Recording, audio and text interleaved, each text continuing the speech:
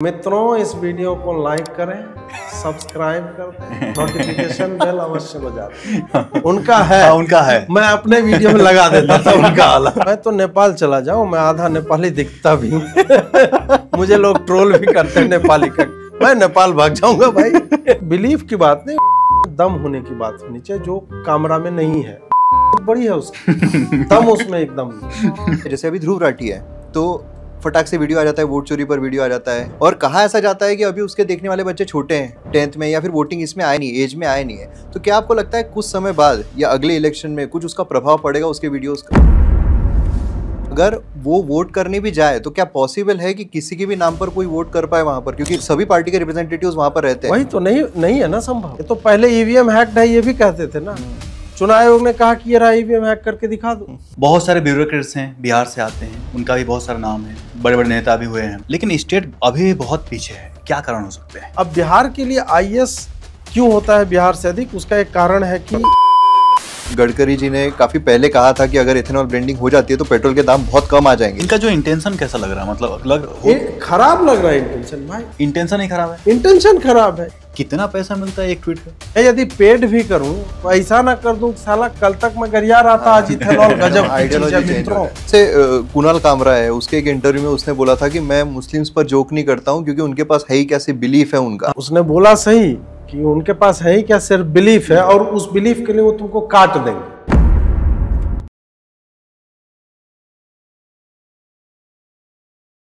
जय हिंद दोस्तों, स्वागत है आप सभी का आज के इस पॉडकास्ट में। मैं हूं मयूर मोगरे और मेरे साथ है मेरा दोस्त मृत्युंजय चौबे। दोस्तों, आज जो हमारे साथ गेस्ट है उन्हें वैसे तो कोई इंट्रोडक्शन की जरूरत नहीं है। वैसे क्लिप कटवा ये जो नाम है ये इन्होंने ही प्रचारित किया है। उसी के साथ साथ जो निडरता से जर्नलिज्म की जाती है वो किस तरीके से की जाए, क्योंकि काफ़ी ऐसे लोग हैं हमारे देश में जो जर्नलिज्म के नाम पर सिंपैथी बटोरने की कोशिश करते हैं कि देखो हमें छोड़ना पड़ रहा है, हम इस तरीके से आए, लेकिन निडरता के साथ किस तरीके से एक इंडिपेंडेंट जर्नलिज्म की जाए ये इनसे सीखना ज़रूर बनता है। तो आज जो हमारे साथ गेस्ट है वो है अजीत भारती भाई।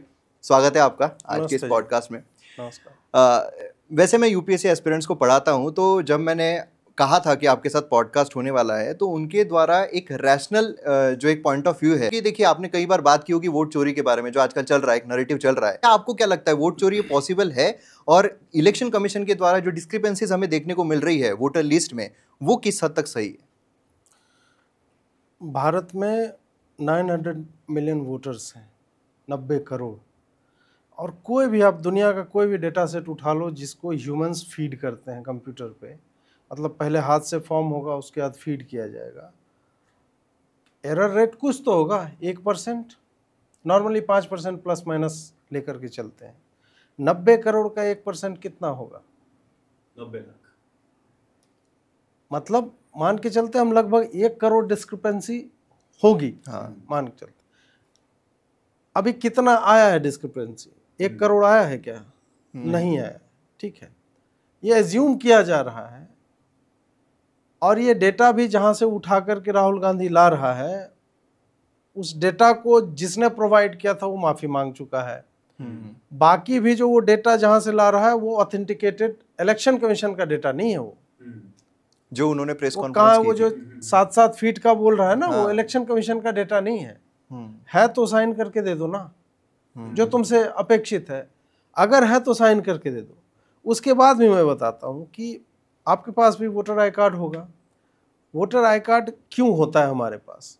हमारी नागरिकता सुनिश्चित करने के लिए कि मैं यहाँ का नागरिक हूँ, I am one of the citizens of this nation and I can vote, that's it. उसका इतना ही है पर्पस। उसमें पता में क्या लिखा हुआ है, उसमें तुम्हारा डेट ऑफ बर्थ क्या है, 18 साल से ऊपर है ना, बात खत्म है। उसका और कोई पर्पस नहीं हुआ। आपका रेजिडेंस का प्रूफ नहीं है। रेजिडेंस का प्रूफ या पता जो होता है, it is just a marker कि भाई ठीक है, वो एक छोटे छोटे बूथ के लेवल तक होना चाहिए कौन आदमी कहाँ रहता है। और यही कारण है कि ये डेटा सार्वजनिक नहीं किया जाता। पीडीएफ में आपको दे दिया जाएगा खाली ये बताने के लिए कि मैं अजीत भारती हूँ and I stay in this particular booth area. जहाँ पे मेरा बूथ है उसके पन्ने पे मेरा नाम हो, मेरा फोटो होना चाहिए, और हर पार्टी का रिप्रेजेंटेटिव जो है वो मुझे कंफर्म करे कि यही अजीत भारती है। इसके बियॉन्ड उसकी कोई यूटिलिटी नहीं।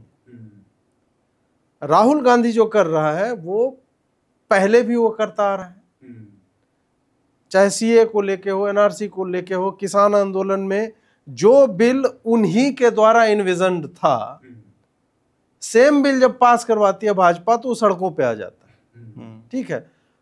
और जब हम वोट चोरी की बात करते हैं ना, तो एक तो जितनी बातें मैंने आपको बताई कि टेक्निकलिटीज ये सब है, जैसे मेरे गांव में हाउस नंबर होता ही नहीं है, बहुत सारे जगहों पे नहीं, हाउस नंबर है ही नहीं, तो उसमें कोई भी एक नंबर डाल दिया 0।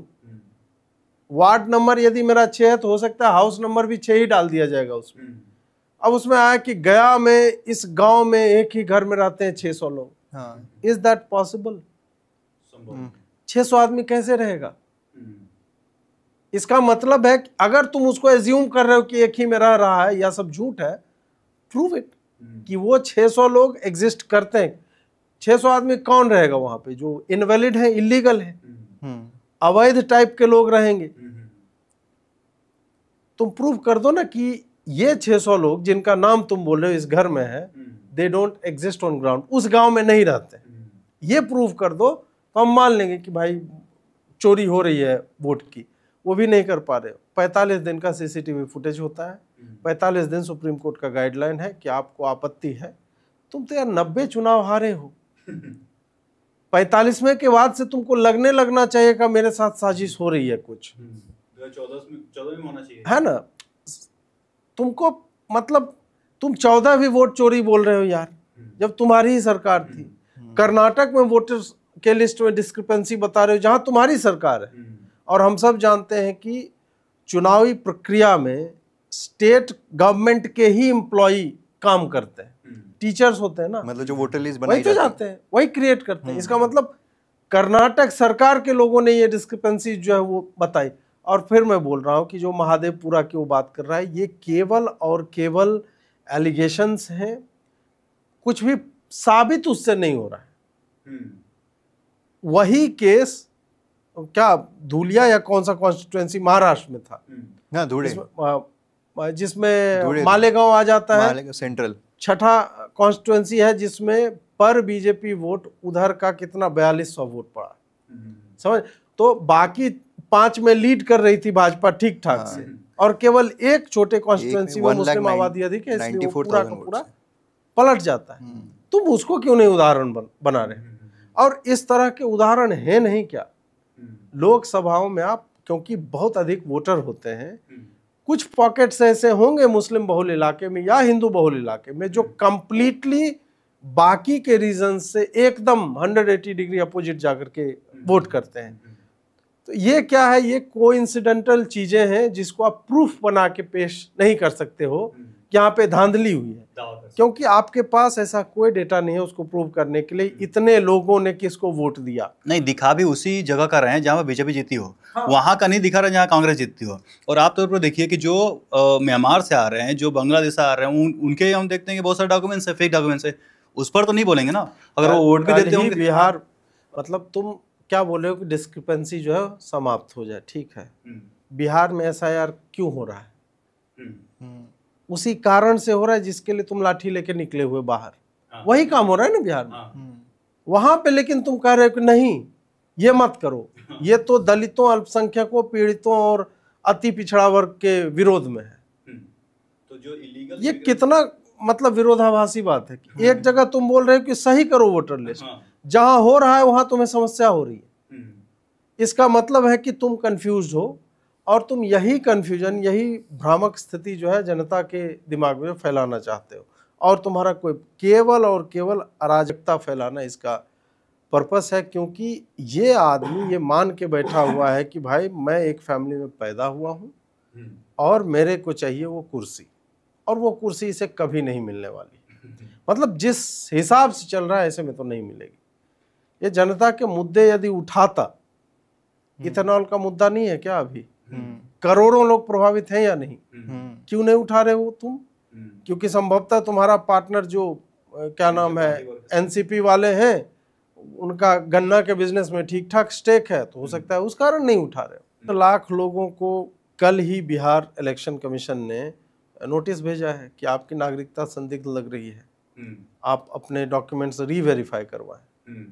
और तुम जितने लोगों को बोल रहे हो कि मर गए, मतलब जीवित है उसको मार दिया गया, ये सब भी बोल रहा है ना, 65 लाख लोग जो हटे हैं इनिशियली, तो भाई तुम प्रूव करो ना कि वो कहाँ है। मैं ये नहीं कह रहा हूँ कि 65 लाख में जो 42 लाख लोग मर गए हैं, मृतक हैं, उसमें हो सकता है कुछ का ऐसा होगा, उसमें हो सकता है 3-4 हजार ऐसे भी लोग होंगे जो जीवित होंगे, लेकिन किसी कारण से यस की जगह नो हो गया, नो की जगह यस। वही मैं डेटा को लेके बता रहा हूँ कि when you are handling this kind of huge data set और ह्यूमन इंटरवेंशन उसमें है, there is bound to be a problem.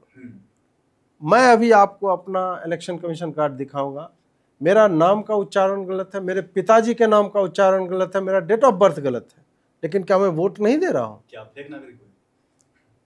मेरे नाम का उच्चारण गलत होने से मेरी नागरिकता समाप्त नहीं हो जाती। या मैं अपने घर पे नहीं रह रहा हूं और कोई जो है जाकर के लिखवा दे कि नहीं ये आदमी एग्जिस्ट ही नहीं करता, तो मैं अपील कर सकता हूं, उसका प्रोसेस है। 1 महीने का समय इसीलिए दिया गया। और दुर्भाग्य ये है कि इनके 17,000 इनके अपने बूथ लेवल रिप्रेजेंटेटिव जो होते हैं वो हैं इनके पार्टी के प्रतिनिधि, 47,000 राजद का है। तो भाई तुम बोल रहे हो इतने लाख मिसिंग है, तो एक भी क्यों नहीं फाइल की अपील तुमने? आज 30 तारीख है, कल 31 है अगस्त, और कल जो ये समाप्त हो जाएगा। अब इसके बाद आप अपील नहीं फाइल करोगे, अब देखना कल के बाद ये फिर लेके आएंगे कि फलाना है ढिमका है। मतलब सारा कुछ जो है जब हो चुका है, तुमको 1 महीने का टाइम दिया गया। केवल कम्युनिस्ट पार्टी ने इस पे फाइल किया है लगभग 15,000 या कुछ इतने लोगों का कि भाई इसमें कुछ समस्या है, इसको सही कर दीजिए। तो चुनाव आयोग ने बोला कि हम सही करेंगे।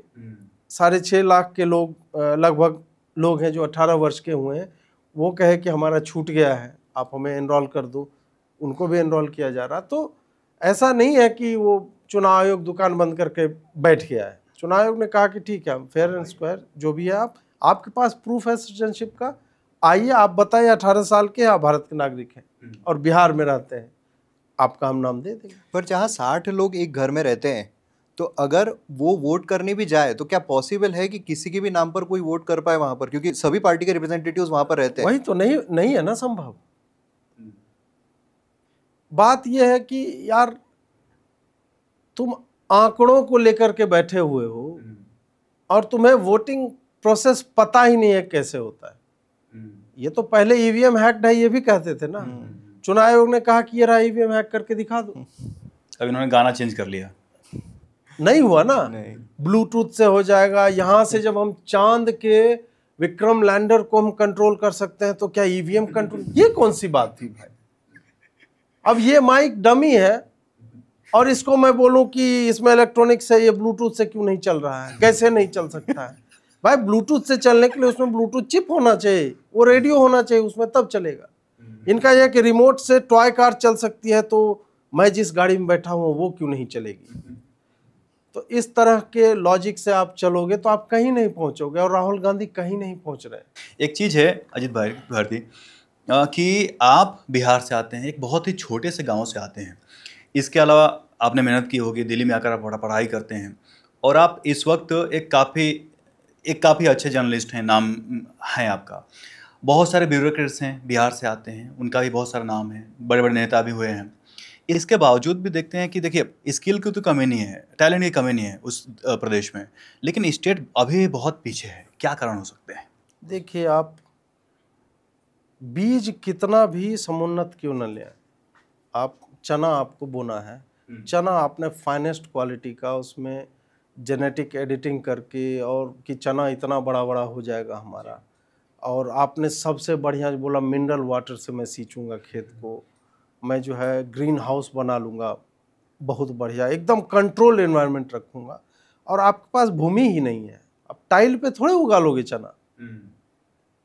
बिहार के साथ वही समस्या है कि बिहार के लोग हो सकता है कि बहुत अच्छे हों, और ये ऑन एन एवरेज हर जगह के लोग पे, अब कुछ स्टीरियोटाइप्स हमें साइन कर, मैथ्स में बड़े ब्रिलियंट होते हैं, मैं नहीं हूँ। आप मैथ में बड़े ब्रिलियंट नहीं? 10वीं तक था, उसके बाद नहीं हूँ। हाँ, हो सकता है कि जिस तरह की मेरी रुचि साहित्य में थी उतनी मैथ्स में नहीं थी। हाँ। अब मेरी रुचि मैथ्स में, फिजिक्स में, ये सब में जगी है तो मैं यूट्यूब पे वीडियो देखता हूँ, ठीक है, उससे अपने ज्ञान को बढ़ाने की चेष्टा करता हूँ। तो मैं एक जनरल बात बता रहा हूँ कि लगता है अरे बिहार से बहुत आईएएस होते हैं, भाई बाकी जगहों से भी होते हैं। अब बिहार के लिए आईएएस क्यों होता है बिहार से अधिक, उसका एक कारण है कि ये कोई स्पेशलाइज्ड फील्ड नहीं है, इसमें आपको चाहिए किताब और चाहिए दिमाग और रटना आना चाहिए। मैं आईएएस को बहुत हाई रिगार्ड में नहीं देखता, क्योंकि भारत की बर्बादी का एकमात्र, यदि मुझे एक ही बोला जाए कि चुन सकते हैं, वो यही ब्यूरोक्रेट्स है। कुछ बर्बादी के कारण, हाँ, कुछ उसमें से बढ़िया होंगे, परंतु यदि ब्यूरोक्रेसी अपना काम ढंग से, अभी भी मिनिस्टेरियल लेवल करप्शन नहीं है मोदी गवर्नमेंट में, ब्यूरोक्रेसी में भयंकर भ्रष्टाचार है। छोटे आप जाके आप बनवा लो ना, अपना जीएसटी फाइल करके देख लो आप। जीएसटी मैं बोल रहा हूं कि आप एक कंपनी फॉर्म करो, जीएसटी का नंबर बिना पैसे दिए आप लेके दिखा दो मुझे। मैं तो बहुत कनेक्टेड आदमी हूं ना, मेरे मित्र हैं, या मैं किसी को बोल दूंगा कि मेरा नहीं हो पाता है काम, भाई बिना पैसा दिए काम नहीं होता है। मैं ये भाजपा समर्थक होके बता रहा हूं आपको। ये 2025 की बात कर रहे हैं जी, 2025 की मैं बात कर रहा हूं। मोदी जी डिजिटल इंडिया बनाते हैं तो यहाँ अधिकारी कहते हैं ओहो डिजिटल इंडिया ठीक है, हम तुम्हारा फाइल ही प्रोसेस नहीं करेंगे, अटका हुआ है। एक सिंपल चीज, पासपोर्ट अब बनवाना भारत में बहुत सरल हो गया। 10 दिन में पासपोर्ट बन जाता है, 30 दिन में बन जाता है, 10 दिन में एक्सप्रेस वाला बन जाता है, 10 क्या 2-3 दिन में आ जाता है, 4-5 दिन, और 1 महीने में आपका जनरल आ जाएगा। आप सब कुछ दे दोगे ना, उसके बाद जो पुलिस स्टेशन रहेगा वो अटका रहेगा आपकी फाइल, और आप रोज जाके चेक कर रहे हो कि यार डिजिटल इंडिया तो हो गया मोदी जी का, ये अटक कहाँ रहा है मेरा पासपोर्ट। तो उसमें एक लिखा आएगा कि पेंडिंग वेरिफिकेशन ये करके। अब मुझे कहीं जाना था और भाई साहब पासपोर्ट आ नहीं रहा है मेरा बन के, मतलब रिन्यू करवाना था पासपोर्ट। फिर मैंने मतलब जितने प्रॉपर चैनल होते हैं मैंने ट्राई कर लिए। मैं पुलिस स्टेशन 3 दिन चला गया, हर जगह जाके नहीं आ रहा है। फिर मैंने एक ट्वीट लिख दिया, मैंने ट्वीट लिखा, बवाल मच गया। तुरंत फोन आने लगे, अरे अजीत जी क्या हो गया, हम तो आपके बगल ही में कार लगा के बैठे रहते। पुलिस वाला बोल रहा है मुझे कि आपने इतना ट्वीट क्यों किया। मतलब मुझे क्या पता भाई, तू मेरी गली में पुलिस की वैन लगा के रहता है और तू ही वेरीफाई करता है। सिस्टमेटिक मतलब ढंग से करप्शन जो है ना, वो खाली अपना वो मार्ग खाली बदल रही है। हो सकता है कि मोदी जी के भय के कारण कुछ कमी हुआ, मैं ये नहीं कह रहा हूँ कि लाख करोड़ का करप्शन है। करप्शन इंडेक्स में इंडिया की सुधार तो हुई है यार, वही बोल रहा हूँ ना, जहाँ 1,86,000 करोड़ का होता था, अभी उस टाइप का नहीं हो रहा है। परंतु आम आदमी जो एक्सपेक्ट कर रहा था कि मुझे ये प्रमाण पत्र बनवाने में 50 रुपया लगता है, तो आज भी वो 50 रुपया दे रहा है ना, उसमें कोई कमी नहीं आई। ठीक है, ये तो उसके सेंटर में कौन बैठा है? ब्यूरोक्रेट बैठा हुआ है, चाहे यूपीएससी से गया हो या पीसीएस से गया हो। पुलिस वाला करप्शन नहीं करता है, केस को दबाने के लिए पैसा लेता है और केस को लिखने के लिए, दोनों के लिए लेता है। जर्नलिस्ट क्या बिके हुए नहीं है, लेकिन जर्नलिस्ट प्राइवेट टाइप के एंटिटी हो जाते हैं तो उसमें हम सरकार कर, लेकिन जर्नलिस्ट भी ऐसे ऐसे हैं जो वही हलीमा वाला केस जो मैं बता रहा हूँ, उसमें एक जर्नलिस्ट ही उसके सेंटर में है, जिसने कि उसका केस जो है 2 साल पहले उसने स्टोरी जो है वो उसकी आई थी, और उसने मौलवी से बात करके उसे पैसा लेके बैठ गया और वो स्टोरी नहीं बताई। मैं ना संस्था का नाम लूंगा ना पत्रकार का नाम लूंगा, लेकिन इस तरह से है। संस्था बड़ी थी, ये बता देंगे? नहीं, मैं कुछ नहीं बताना चाहूंगा उसमें। क्या है कि वो व्यक्ति अभी भी जिस संस्था में है वहां पे लगा हुआ है उस लड़की को मतलब उसका चरित्र हनन करने में लगा हुआ है कि मेरे पास तो ये वीडियो है, आउट ऑफ कंटेक्स्ट 3 सेकंड का, इधर का वीडियो 5 सेकंड का, वो इस चक्कर में लगा हुआ है। तो कॉम्प्रोमाइज्ड इंडिविजुअल्स हैं, तो ऐसा नहीं है कि सरकार के कारण, वो अपनी प्रवृत्ति के कारण कॉम्प्रोमाइज्ड है। तो ब्यूरोक्रेसी जो आप बोल रहे थे ना कि बिहार को क्यों नहीं सुधार पा रहे हैं, तो नहीं सुधरेगा ना, उन लोगों से नहीं सुधरेगा, कोई भी जगह नहीं सुधरती है। नहीं, बिहार पीछे है अभी भी, बिहार पीछे, बहुत सारे पैमानों पे। हाँ, क्योंकि बिहार जिस स्थिति में था ना, जहां पे लालू उसको छोड़ के गया था वहां से बिहार खाली ऊपर ही जा सकता था। और अभी भी आप देखो ग्रोथ रेट बिहार की अच्छी है, ग्रोथ रेट अच्छी है। क्यों? क्योंकि एकदम बर्बाद थे तुम, वहां से बढ़ोगे ही ना भाई। तुम 0 पे थे, वहां से 0 से 1 भी आओगे और 1 से 2 होगे तो 100% का ग्रोथ है। फेयर इलेक्शंस पहली बार 2005 में हुए, 4-5 में हुआ। हाँ, और उससे पहले, और उसमें वोटिंग कितना हुआ पता है? 45%। 45%। फेयर इलेक्शंस जब हुए कंट्रोल्ड तब। उससे पहले लालू प्रसाद 3 बार जो जीता है उसमें आप जाके देख लो इलेक्शन का डेटा क्या है, 62% 61% दिखाता था। 62-63%। मतलब तुम इतनी एंटी इनकम्बेंसी के बाद मात्र 45% वोटिंग क्यों हो रहा है? मतलब तुम पहले डेटा फर्ज कर रहे थे, तुम डेटा इन्फ्लेट करके दिखा रहे थे, तुम बैलेट जो है वो मार रहे थे, छाप रहे थे हाथ से। इसीलिए ईवीएम से परेशानी भी है। हाँ, ईवीएम से हर उस व्यक्ति को परेशानी होगी जिसके पास बाहुबल है और जो बूथ को मैनेज करने की क्षमता रखता है, उसको ले ये तो हमारे लिए डेथ नेल है। हाँ। एक मैं प्रश्न करूंगा आपसे कि हम आमतौर पर देखते हैं अजीत जी कि जितने भी जर्नलिस्ट हैं, चाहे अच्छे जर्नलिस्ट हों बुरे जर्नलिस्ट हों, लेकिन कोई भी जजेस के खिलाफ कोई बोलता नहीं है। ये चाहे राजनेता हों या ब्यूरोक्रेट्स हों, जर्नलिस्ट हो, आप एक मात्र जर्नलिस्ट हैं पूरे देश में। अगर जुडिशरी गलत करे आप उनको भी बोलते ही हैं, सिखाते हैं। तो आपको डर नहीं लगता जुडिशरी से? अभी कंटेम्प्ट ऑफ कोर्ट भेज देंगे। नहीं ना, 2 बार उन्होंने मतलब मेरे ऊपर किया हुआ है कि इसके ऊपर कंटेम्प्ट ऑफ कोर्ट जो है चल सकता है, पर उन्होंने फॉलो क्यों नहीं किया, केस किया नहीं क्यों मेरे ऊपर? क्योंकि मेरे जैसा आदमी कोर्ट में खड़ा होकर के, और अगर खड़ा हो जाएगा तो उन्हें बहुत समस्या हो जाएगी। समस्या ये हो जाएगी कि मैं किसी वकील के साथ स्वयं को डिफेंड करने नहीं जाऊंगा। या तो आप सीधा बोल दोगे कि तुम्हें कुछ बोलने नहीं दूंगा, नहीं तो मेरे पास इतने इंस्टेंसेज हैं जहाँ पे सिमिलर केस में आपने आइडेंटिटी देख करके एक फैसला दिया है, दूसरे में बिल्कुल अलग फैसला दिया है। वो मैं खाली मुझे पढ़ देना हेडलाइन जाके, और मैं बोलूँगा इसको एक्सप्लेन कर दीजिए। और कंटेम्प्ट ऑफ कोर्ट में मतलब दंड जो है बहुत भयावह नहीं है, मैक्सिमम 6 महीने की एक्सट्रीम केस में जेल है। इसमें क्या होता है कि आपको बोल देंगे 2 दिन आप खड़े रहो कोर्ट में, आपका समय व्यर्थ करेंगे, ठीक है, या आप माफ़ी मांग लो, नहीं मांगेंगे माफ़ी, डाल दो जेल में। आप जो चीज़ मेरे साथ करना चाहते हो उससे मुझे डर ही नहीं लगता, तो मैं फिर तुम्हारे ऊपर आक्षेप करने से, कटाक्ष करने से क्यों डरूंगा? पहली बात। दूसरी बात यह है कि जुडिशरी भी उतनी ही अकाउंटेबल है जितना लेजिस्लेचर है या एग्जीक्यूटिव है। मैं पुलिस के डीजीपी को गरिया सकता हूं, मैं भारत के प्रधानमंत्री को गरिया सकता हूं, तो मैं चीफ जस्टिस ऑफ इंडिया को भी गरियाऊंगा। तीनों में समानता होनी चाहिए, ठीक है। अगर वही संविधान मुझे ये आज्ञा दे रहा है, अनुमति देता है कि I can criticise anybody on earth if constitution of India provides me with that right, और ये मेरा फंडामेंटल राइट है, if I have that kind of fundamental right, I'll go to any length to criticize anybody that I disagree with. मैं छुरा तो नहीं मार रहा हूँ ना, मैं तो तुम्हारा ही डिसीजन जो है I am bringing that to the fore and I am commenting on it, which is I am well within my rights to comment on it. तुम्हें बुरा लग रहा है, तुम्हारी समस्या है, you come up with a better fact. If you don't have any factual thing, then you will resort to rhetorics कि नहीं नहीं न्यायालय की गरिमा गिर रही। भाई तुम जो कर रहे हो उसके कारण गरिमा गिर रही है। You have bloody 50 million cases pending in courts. How can you go on leave for 2 months? 2 months? 2 महीने की छुट्टी पे कैसे जा सकते हैं? पूरा का पूरा जुडिशरी छुट्टी पे जाता है 2 महीने के लिए। ये कहाँ से आया है? जब अंग्रेज हमारे ऊपर रूल करते थे तो उनको जहाज में चढ़ के छुट्टी पे जाना होता था। अच्छा। सुप्रीम कोर्ट के जजेस they used to go to England back home and they had to travel a lot, क्योंकि जलमार्ग से जाना होता था, तो उसमें उनको समय लगता था।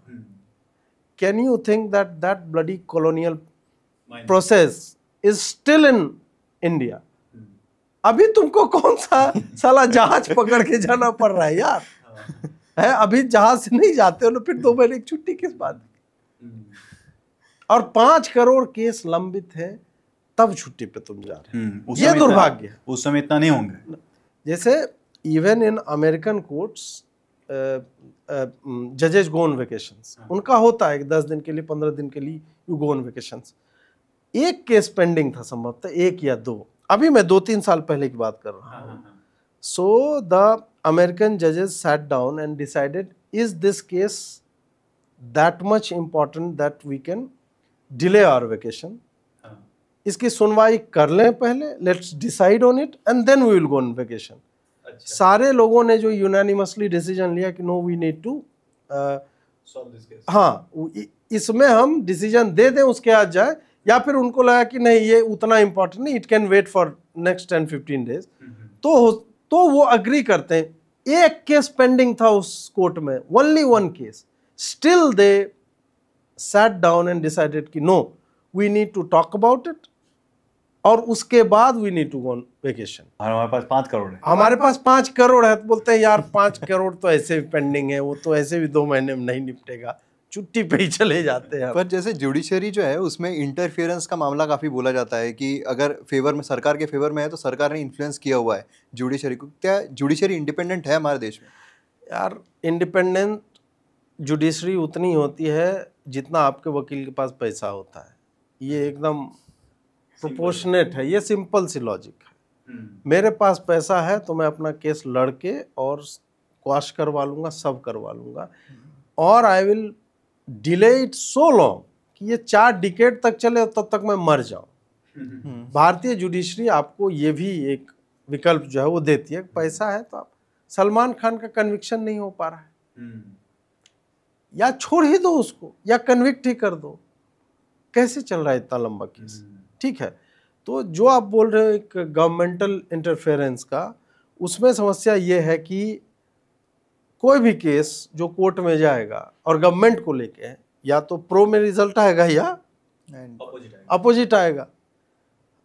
अपोजिट आएगा तो आप खुश हो जाओगे कि नहीं नहीं यहाँ पे एकदम बढ़िया कर रही है, और जो प्रो गवर्नमेंट है उनको वो बुरा लगेगा, वो बोलेगी कि न्यायपालिका उच्छृंखल हो गई, वामपंथी हो गई न्यायपालिका, तुम्हारे हिसाब का नहीं आएगा। ये मैं टिपिकली गवर्नमेंट को लेकर के अभी जो बोला जा रहा है, और कांग्रेस वाले बोलेंगे जुडिशियल इंडिपेंडेंस के ऊपर। तुम्हारा यार इतिहास देख लो तुम, इंदिरा गांधी ने 4 जजेस को सुपरसीड करके 5वें को, जो उससे मेल खाता था उसके विचार, उसको चीफ जस्टिस जो है वो बनाया था। तो तुम मतलब Congress should be the last entity to comment on anything that is going wrong in India. Bharat में किसी भी चीज में कुछ भी गलती हो रही है, कांग्रेस को, राजद जैसों को बोलने का अधिकार नहीं है, क्योंकि तुमने उससे बड़े बड़े कांड पहले कर रखे हैं। तुमको यू शुड जस्ट, लेकिन उनको पता है ना जनता भूल जाती है। हाँ जनता भूल जाती है तो दूसरे तरफ के लोग याद भी दिला देते हैं, ये भी है। ये जो आप जैसे जुडिशरी पे आप कमेंट करते हैं, यहाँ पर क्या आप रिफॉर्म चाहते हैं जुडिशियल सिस्टम में, या मतलब गोल क्या है? हाँ ऑब्वियस सी बात है कि हमको रिफॉर्म चाहिए। मुझे एक टाइमलाइन चाहिए, किसी ने चोरी कर ली है तो उसको भाई 10 दिन में दंड मिल जाना चाहिए। पॉकेटमारी कर लिए, डकैती कर लिया, वो उसका एक सॉल्व होने का टाइम फ्रेम होना चाहिए। आप अंडर ट्रायल्स भर रखे हो यार जेल में, उसको बेल तक नहीं मिल रहा है। तुम्हारा सुप्रीम कोर्ट का जज हर दिन एक बार बोलता है bail is the rule, jail is an exception. तुम बेल क्यों नहीं दे रहे हो यार? और डिजिटाइज कर लो डेटा यार। मुझे मैक्सिमम सेंटेंस 2 साल की यदि मिल सकती है तो मैं 3 साल कैसे अंडर ट्रायल हूँ? छोटे केसेज में मैं बोल रहा हूँ, डिजिटाइज कर लो डेटा, एक बार में किस जेल में किस धारा में है, मैक्सिमम सेंटेंस कितना है और क्यों है ये जेल में पड़ा हो। ये करके आप एक बार में बहुत सारे लोगों को, छोटे छोटे क्राइम में जो फंसे हुए, you can release them in society. वो आप कर सकते हो, बिना काम का उसको प्रताड़ित करने का कोई मतलब नहीं है। तो जेल में जो इस तरह की चीजें होते हैं वो रिफॉर्मेटिव प्रोसेस। मैं बलात्कारियों को नहीं कह रहा हूँ कि बाहर कर दो, जघन्य अपराध में नहीं, चोरी कर लिया, दुपट्टा खींच लिया, पॉकेट मारी कर लिया, आपस में लड़ गए, कपार फोड़ दिया एक दूसरे का, इस तरह की चीजें जो सामान्य तरह के सामाजिक अपराध हैं, उतना, और मतलब जिसमें जेल का अवधि 1 साल से कम या 2 साल से कम इस टाइप का है, तो उसमें आप you can release them back in society. और उसका ड्यू प्रोसेस हो कि भाई तुम सप्ताह में 1 दिन आकर के अपना नाम लिखवा दो, यहाँ पे साइन करके जाओ, इस तरह। मेरा जो आपने जो प्रश्न पूछा ना, मेरा लक्ष्य क्या है, मेरा लक्ष्य यही है कि जुडिशरी से आस्था लोगों की समाप्त होती जा रही है। जो कॉमन पीपल है, आम आदमी, वो जॉली एलएलबी में एक डायलॉग है ना कि भाई अभी भी थोड़ा बहुत बचा हुआ है, कोर्ट में मैं तुझे देख लूंगा। अब कोर्ट में भी लोकल लेवल से लेके सुप्रीम कोर्ट तक स्थिति ये बन गई है कि आप कोर्ट में भी नहीं देख सकते यदि आपके पास पैसा ना हो। पैसा होना चाहिए। तो न्यायपालिका को अपनी गरिमा स्वयं ही सुनिश्चित करनी होगी कि हम किस राह पे जा रहे हैं। उसमें कॉलेजियम एक बहुत बड़ा जो है हर्डल है, दुनिया में और कहीं नहीं है कि जज लोग बैठ के 5 जज वो तय कर रहे हैं कि कौन आदमी बड़ा जज बनेगा। उसका एक प्रोसेस होना चाहिए, ट्रांसपेरेंट प्रोसेस होना चाहिए। 80% लोग जो है कुछ ही परिवारों से आते हैं, वही हायर जुडिशरी में कैसे हैं? ये क्वेश्चन तो होता है। हाँ, मतलब तुम्ही में सारा टैलेंट है। उसके बाद फिर जजों को they should stick to constitution of India, BNS, IPC, CRPC, जो भी नई किताबें आए हैं उनसे you stick to the book. तुम ज्ञान मत दो। कलेक्टर जैसे होता था, कलेक्टर का क्या काम होता था? पैसा कलेक्ट करना। अभी तुमने उसको राजा बना दिया है, जबकि वो राजा के अंदर काम करने वाले कई लोगों में से एक था। उसको तुमने डिस्ट्रिक्ट का राजा बना दिया, तो वो फील लेना चाहता है। उस चक्कर में ये सब होता है कि हमको टोल नहीं देंगे, फलाना नहीं देंगे, मतलब तो ये गलत प्रैक्टिसेस हैं। जो लिखित है कि इन लोगों का फ्री है टोल, तो ठीक है, उसके लिए रूल बना हुआ है, उस पर हम डिबेट कर सकते हैं कि हु शुड और should not be allowed to be there.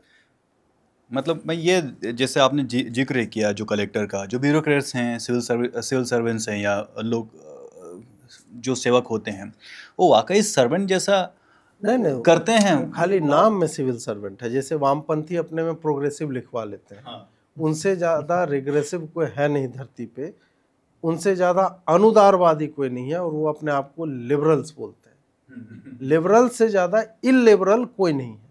Extremist हो तो। हाँ, देख लो अमेरिका क्या हालत कर रखी है वहाँ पे। लिबरल ने ही अमेरिका में आग लगाई हुई है ना सारी। वो किस्म कौन लेके आया? बच्चों के जेंडर डिसाइड करना, जिसको पता नहीं है कि मैं खाना क्या खाऊंगा, तुम उसकी सेक्सुअलिटी कैसे डिसाइड कर सकते हो? उधर कनाडा में वही हाल है, ये सारा कुछ है। तो ये सारी चीजें जो है ना, वोकिज्म और ये सब, एक बढ़िया नाम दे दिया जाता है और उसके पीछे जितने घटिया काम होते हैं वो होते हैं। तो सिविल सर्वेंट का वही है, सर्वेंट तो वो नहीं है, उसके लिए सिविल लोग मेरे सर्वेंट हैं, ये उसका तात्पर्य हो गया है। They are not the servants of civilians, वो वैसा फील नहीं लेते। जैसे अभी हमने बात की थी जुडिशरी के बारे में, तो जो नरेटिव है ये काफ़ी ज़्यादा प्रचारित किया जाता है अगर सरकार के फेवर में कोई डिसीजन आता है। तो ये जो नरेटिव है, जैसे अभी ध्रुव राठी है, तो फटाक से वीडियो आ जाता है, वोट चोरी पर वीडियो आ जाता है, कोई भी सरकार के विरोध में चीज़ें करनी है तो उनके वीडियो आ जाए, इकोसिस्टम प्रॉपर तरीके से चलती है। लेकिन अभी अगर हमने देखा तो उसके जो भी वीडियोज़ है उसका प्रभाव वोटों में तब्दील नहीं हो रहा है, और कहा ऐसा जाता है कि अभी उसके देखने वाले बच्चे छोटे हैं, 10th में, या फिर वोटिंग इसमें आए नहीं, एज में आए नहीं है। तो क्या आपको लगता है कुछ समय बाद या अगले इलेक्शन में कुछ उसका प्रभाव पड़ेगा उसके वीडियोस का? तो यार ध्रुव राठी तो आज से वीडियो बना नहीं रहा है, 2019 में भी ध्रुव राठी था। तो 19 में जो 13 साल के बच्चे थे वो 24 में 18 के हो गए होंगे, तो क्यों प्रभाव नहीं पड़ रहा है? पर वो ये तो आया था ना कि उसका प्रभाव 240 पे आ गई है। नहीं, वो 240 जो है ध्रुव राठी या कांग्रेस का क्रेडिट नहीं है, ये भाजपा और संघ का क्रेडिट है। वो आप किसी गलत आदमी को मत दीजिए उसका क्रेडिट। भाजपा ने महाराष्ट्र और यूपी में जिस तरह के टिकट डिस्ट्रीब्यूशन किया था, नड्डा जी का स्टेटमेंट संघ को लेकर के, ये सब को लेकर, तो उसका एक कॉकटेल बना था। तो भाजपा यहाँ हारी है, कांग्रेस जीती नहीं थी।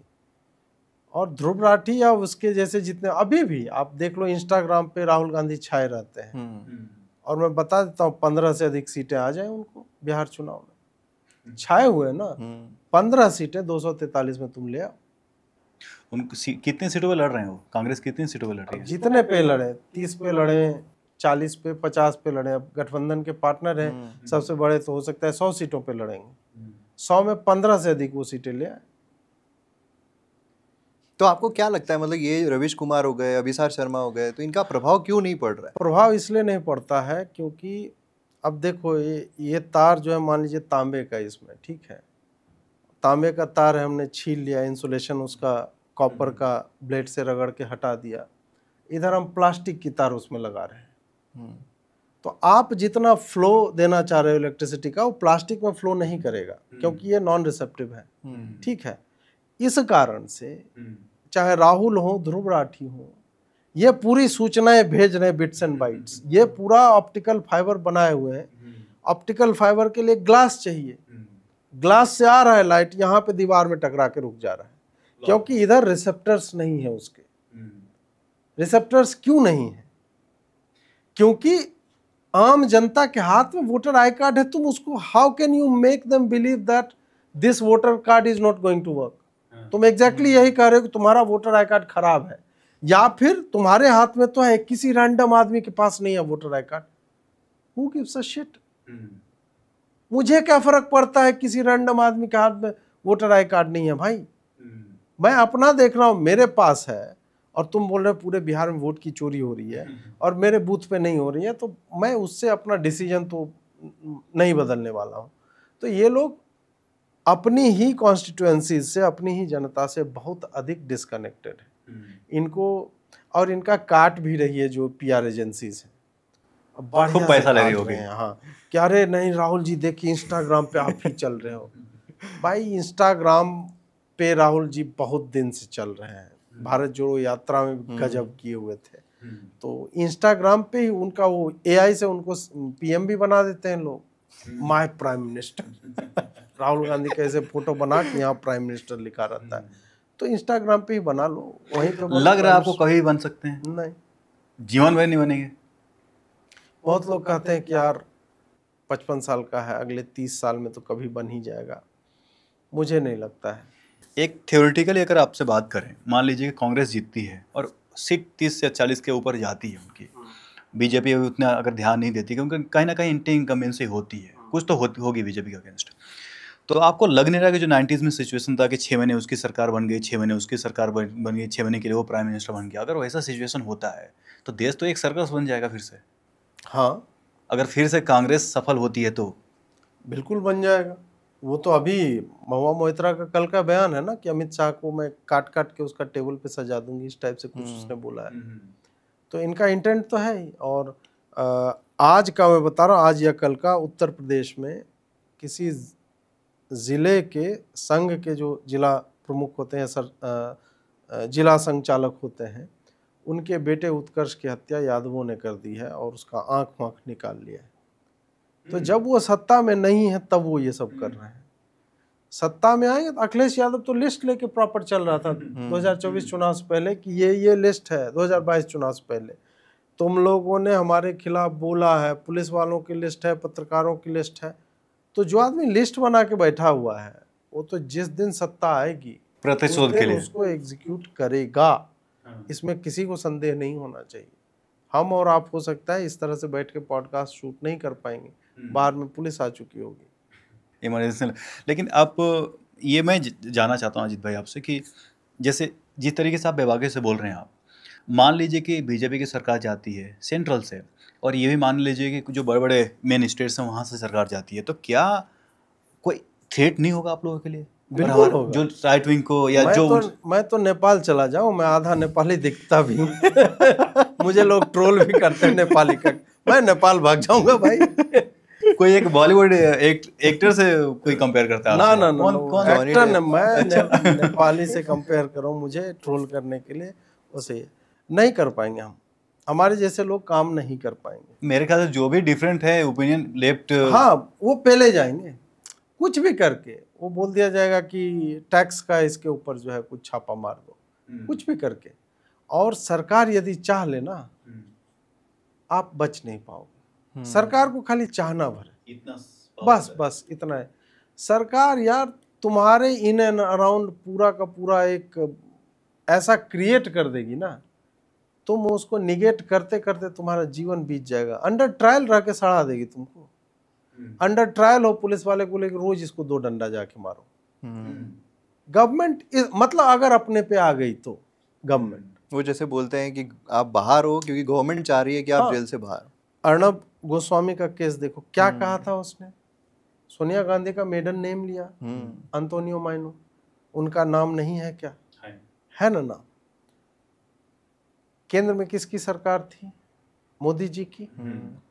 आपको लगता है अर्नब गोस्वामी के पास बेस्ट ऑफ द लॉयर्स नहीं होंगे? होंगे ना भाई। 1200 करोड़ का एम्पायर है उसका, मीडिया का। 8 दिन वो जेल में रहा। 8 दिन वो जेल में क्यों रहा? क्योंकि एमवीए की सरकार उसको चाहती थी वो जेल में रहे, और मारा भी उसे। मार भी का है जेल के अंदर, ब्रूजेस थे उनके बॉडी पे।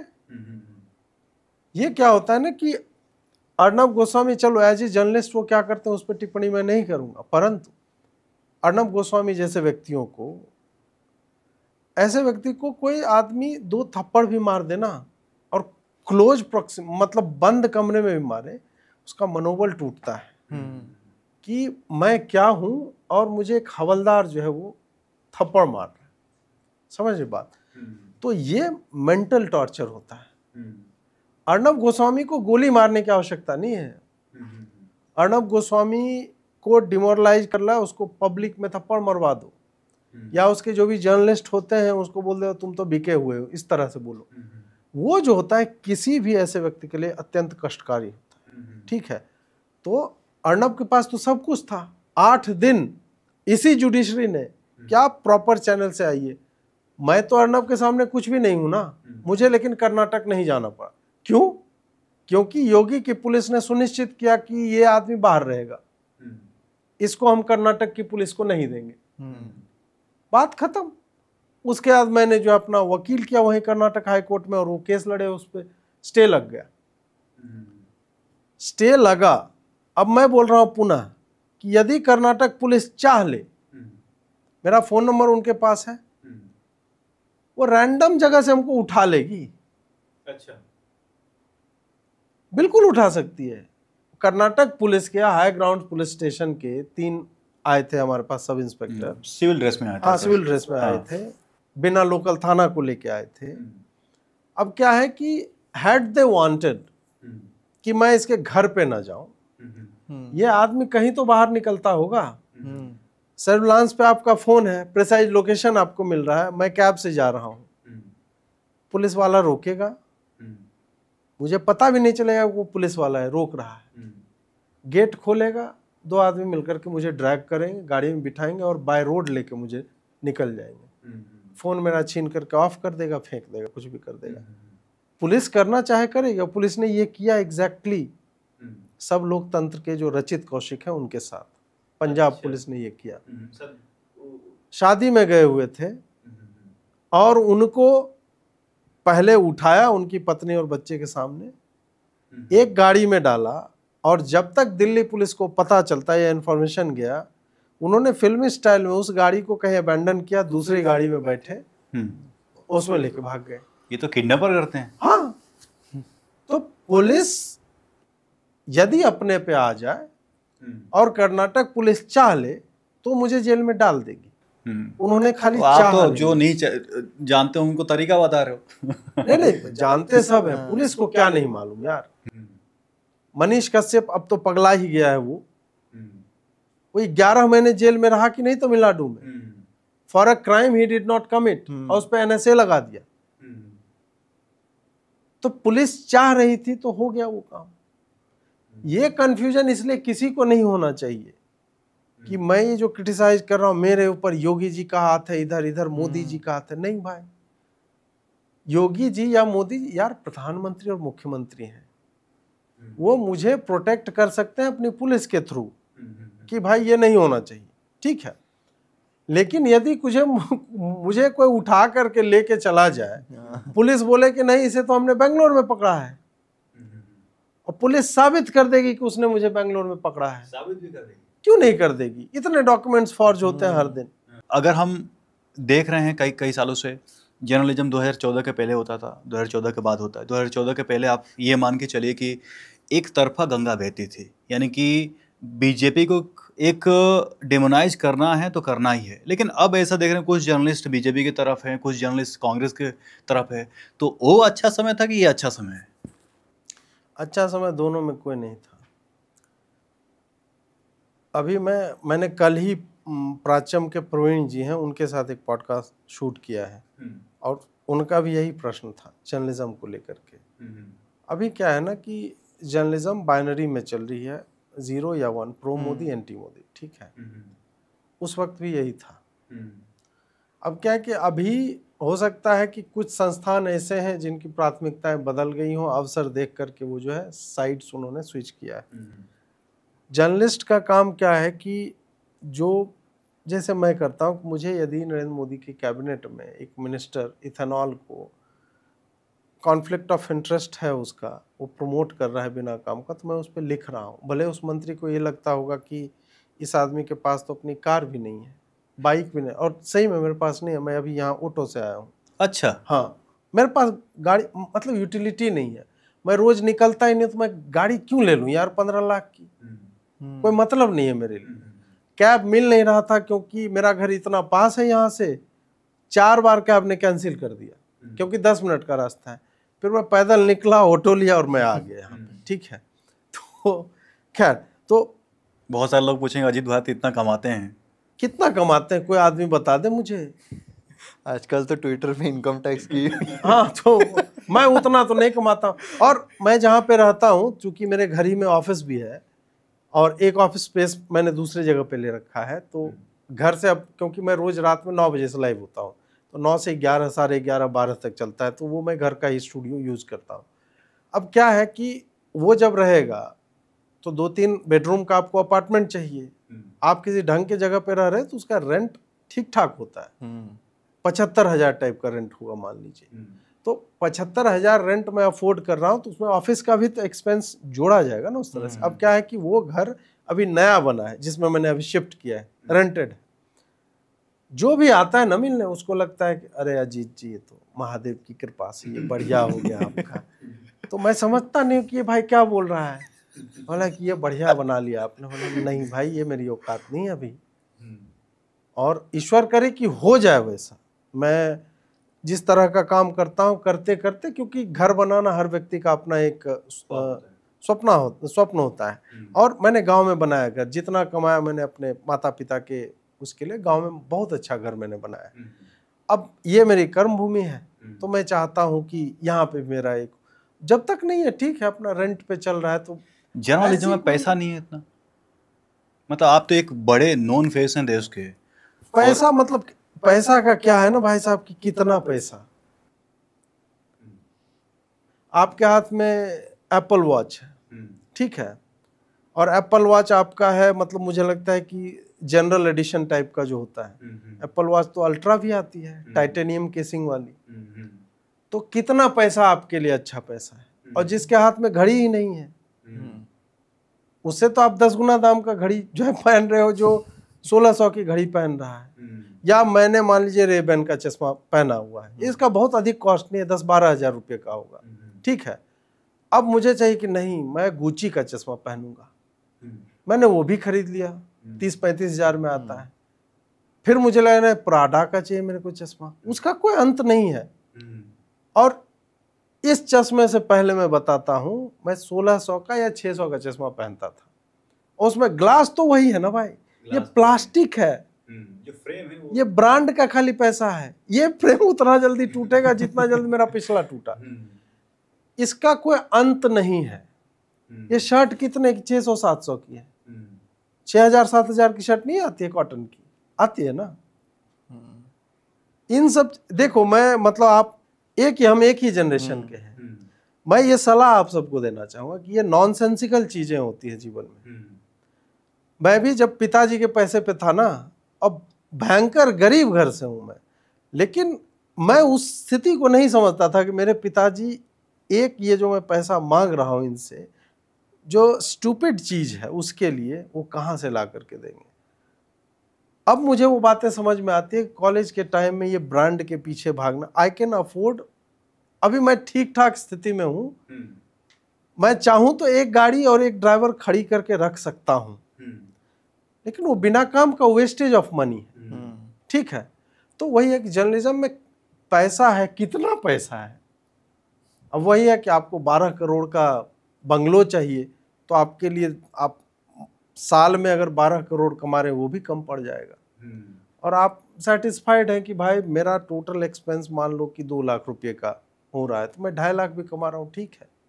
उस तरह तो जो मैं सलाह दे रहा था कि इन सब चीज़ों के, आप मुझसे शर्ट के बारे में कभी पूछोगे अजीत जी कितने की शर्ट है, ये चिरकुट लोगों का काम है। जो लोग स्वयं ब्रांड से प्रभावित होते हैं ना, वही दूसरे के ब्रांड पे क्वेश्चन करते हैं। मुझे इससे कोई मतलब नहीं है कि आपने जो जैकेट डाली वो कितने की है, आपका चश्मा का ब्रांड क्या है।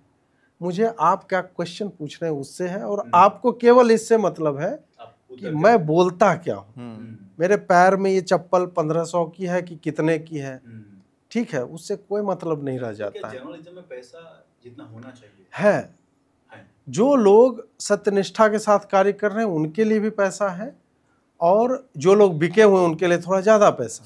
आमतौर पर देखते हैं कि बहुत सारे जर्नलिस्टों के पास करोड़ों का है। हाँ ठीक है, मतलब करोड़, देखिए उससे एनवियस भी नहीं होना चाहिए। मैं इससे जलने लगूं कि यार ध्रुव राठी तो इतने करोड़ कमा रहा है, मैं क्यों जलूं?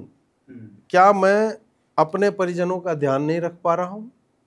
क्या मेरे साथ जो लोग काम कर रहे हैं उनको मैं खराब सैलरी दे रहा हूं? नहीं, मैं ये सब कर ही रहा हूं, तो फिर मुझे इससे क्या कि फलाना आदमी का इतना व्यू आ रहा है, इतना पैसा कमा रहा है। भाई कमाने दो, सबकी एक अपनी ऑडियंस है, एवरीबडी शुड अर्न। और फिर ध्रुव राठी की बात भी नहीं कर रहे हैं, बहुत सारे मेन स्ट्रीम में भी हैं जो मेन स्ट्रीम में काम कर चुके हैं, अभी तो फ्रीलांसर हैं अभी खासतौर पे। देखिए स्टार्ट में सबके स्ट्रगल्स होते हैं, ठीक है। आप भी चैनल आरंभ करोगे, आपको भी पता है कि स्टेजेज होते हैं लाइफ के, ठीक है। मैंने भी जब आरंभ किया था तो मेरी सैलरी, जब मैंने पहली job times of India sports में की थी तो उस वक्त 20,000 या ऐसे थी। मैं 2008-10 की मैं बात कर रहा हूँ, उस समय की। उसके बाद फिर मैं इकोनॉमिक टाइम्स में आया, 24,000 हुई। उसके बाद मैं INS में गया, 28,000 आया। उसके बाद फिर मैं एक कहीं पे जर्नलिज्म पढ़ाने लगा, असिस्टेंट प्रोफेसर था, 60,000 हुई। जहाँ पर आप एक पोएम हाँ, वो कंट्रोवर्सी हुई थी। अब वो जो है, उसके बाद 2 साल में बेरोजगार भी रहा। तो आपने किताब लिखी थी उसके बाद हाँ फिर पुस्तकें लिखी। तो ये स्ट्रगल्स आपके साथ लगे रहेंगे, और फिर वही है कि ओवरनाइट सक्सेस तो कुछ नहीं है, उसके लिए घिसना पड़ता है। टाइम्स ऑफ इंडिया में था नाइट शिफ्ट लगती थी, इकोनॉमिक टाइम्स में था नाइट शिफ्ट लगती थी, ये सारा काम। तो सबके अपने स्ट्रगल है। हो सकता है आप नाइट शिफ्ट ना करो, आपको दौड़ भाग बहुत अधिक करनी पड़े। आप कैमरा पर्सन हो तो आप धूप में जो है पसीना चल रहा है, कैमरा लेके आप गिम्बल पे खड़े हो। स्ट्रगल सबकी होगा, और स्ट्रगल नहीं करोगे जीवन में कहीं नहीं पहुंचोगे। माता के गर्भ से भी जब बच्चा निकलता है तो उन हड्डियों का दबाव यदि बॉडी पे नहीं पड़ेगा तो बच्चा स्ट्रांग नहीं होता है। आपका स्ट्रगल वहां से आरंभ हो जाता है। फिर उसके बाद एक्सपोज होता है, बहुत सारे जो माइक्रोब्स होते हैं, बीमारियां होती है, उसको लगता है तो उसका इम्यून सिस्टम काम आप उन सब चीज़ों से, वही इम्यून सिस्टम की ही बात है कि जब तक संघर्ष नहीं करेंगे, इम्यूनिटी जो है चीज़ों को लेके, जो आप बोल रहे हो डर नहीं लगता, तो मैंने उतना संघर्ष किया, मुझे समझ में आ गया क्या डर के करेंगे क्या। डर क्या है ना कि एक कॉन्स्टेंटली आपके दिमाग को खराब करता रहता है। आप स्वतंत्र होकर कभी कार्य नहीं कर पाओगे। If you are too much scared you are not going to function properly. तो प्रारब्ध में यदि आपका विश्वास है तो भाई आप जानते हो जब जो होना है वो होगा। मेरे नियंत्रण में कुछ है ही नहीं, तो भगवान कर रहे हैं। मेरी उन्नति भी भगवान के हाथों में है, अवनति भी मेरी भगवान के हाथों में, वही चाह रहे हैं, और वो जो चाह रहे हैं सबसे अच्छा है मेरे लिए। जब ये विश्वास आप में आ जाएगा ना, फिर आपका जीवन थोड़ा सा आसान हो जाता है, सरल हो जाता है, चिल्ड आउट लाइफ फिर आप जीने लगोगे। एक चीज़ है अजित भाई कि मैं ग्राउंड पे भी जाता हूँ, लोगों से बात करता हूँ, कॉलेज के स्टूडेंट्स से बात करता हूँ, तो एक तो भले से शायद हो सकता है आप डिसएग्री करें, बहुत सारे लोग डिसएग्री, लेकिन कहीं ना कहीं जो जेनजी हैं, परिवर्तन है, वो ऐसे जेनजी की बात कर रहा हूँ जो कहते हैं कि मुझे पॉलिटिक्स में इंटरेस्ट नहीं, लेकिन कहीं ना कहीं जो 2014 में था, जो एक यूथ मोदी की तरफ अट्रैक्ट हो रहा था, वो मुझे वाकई ग्राउंड पे थोड़ा बहुत दिख रहा है कि राहुल गांधी की ओर अट्रैक्ट हो रहे हैं। क्या लग रहा है कि जो ये लोग प्रोपागेंडा वगैरह करते हैं कहीं ना कहीं सफल हो भी रहे हैं? यार देखो, हर आदमी का मतलब एक समय आता है, और हर प्रोपेगेंडा की एक लाइफ साइकिल होती है, ठीक है। तो ऐसा मान लेना कि प्रोपेगेंडा सफल हो ही नहीं रहा है, ये भी मूर्खता ही है।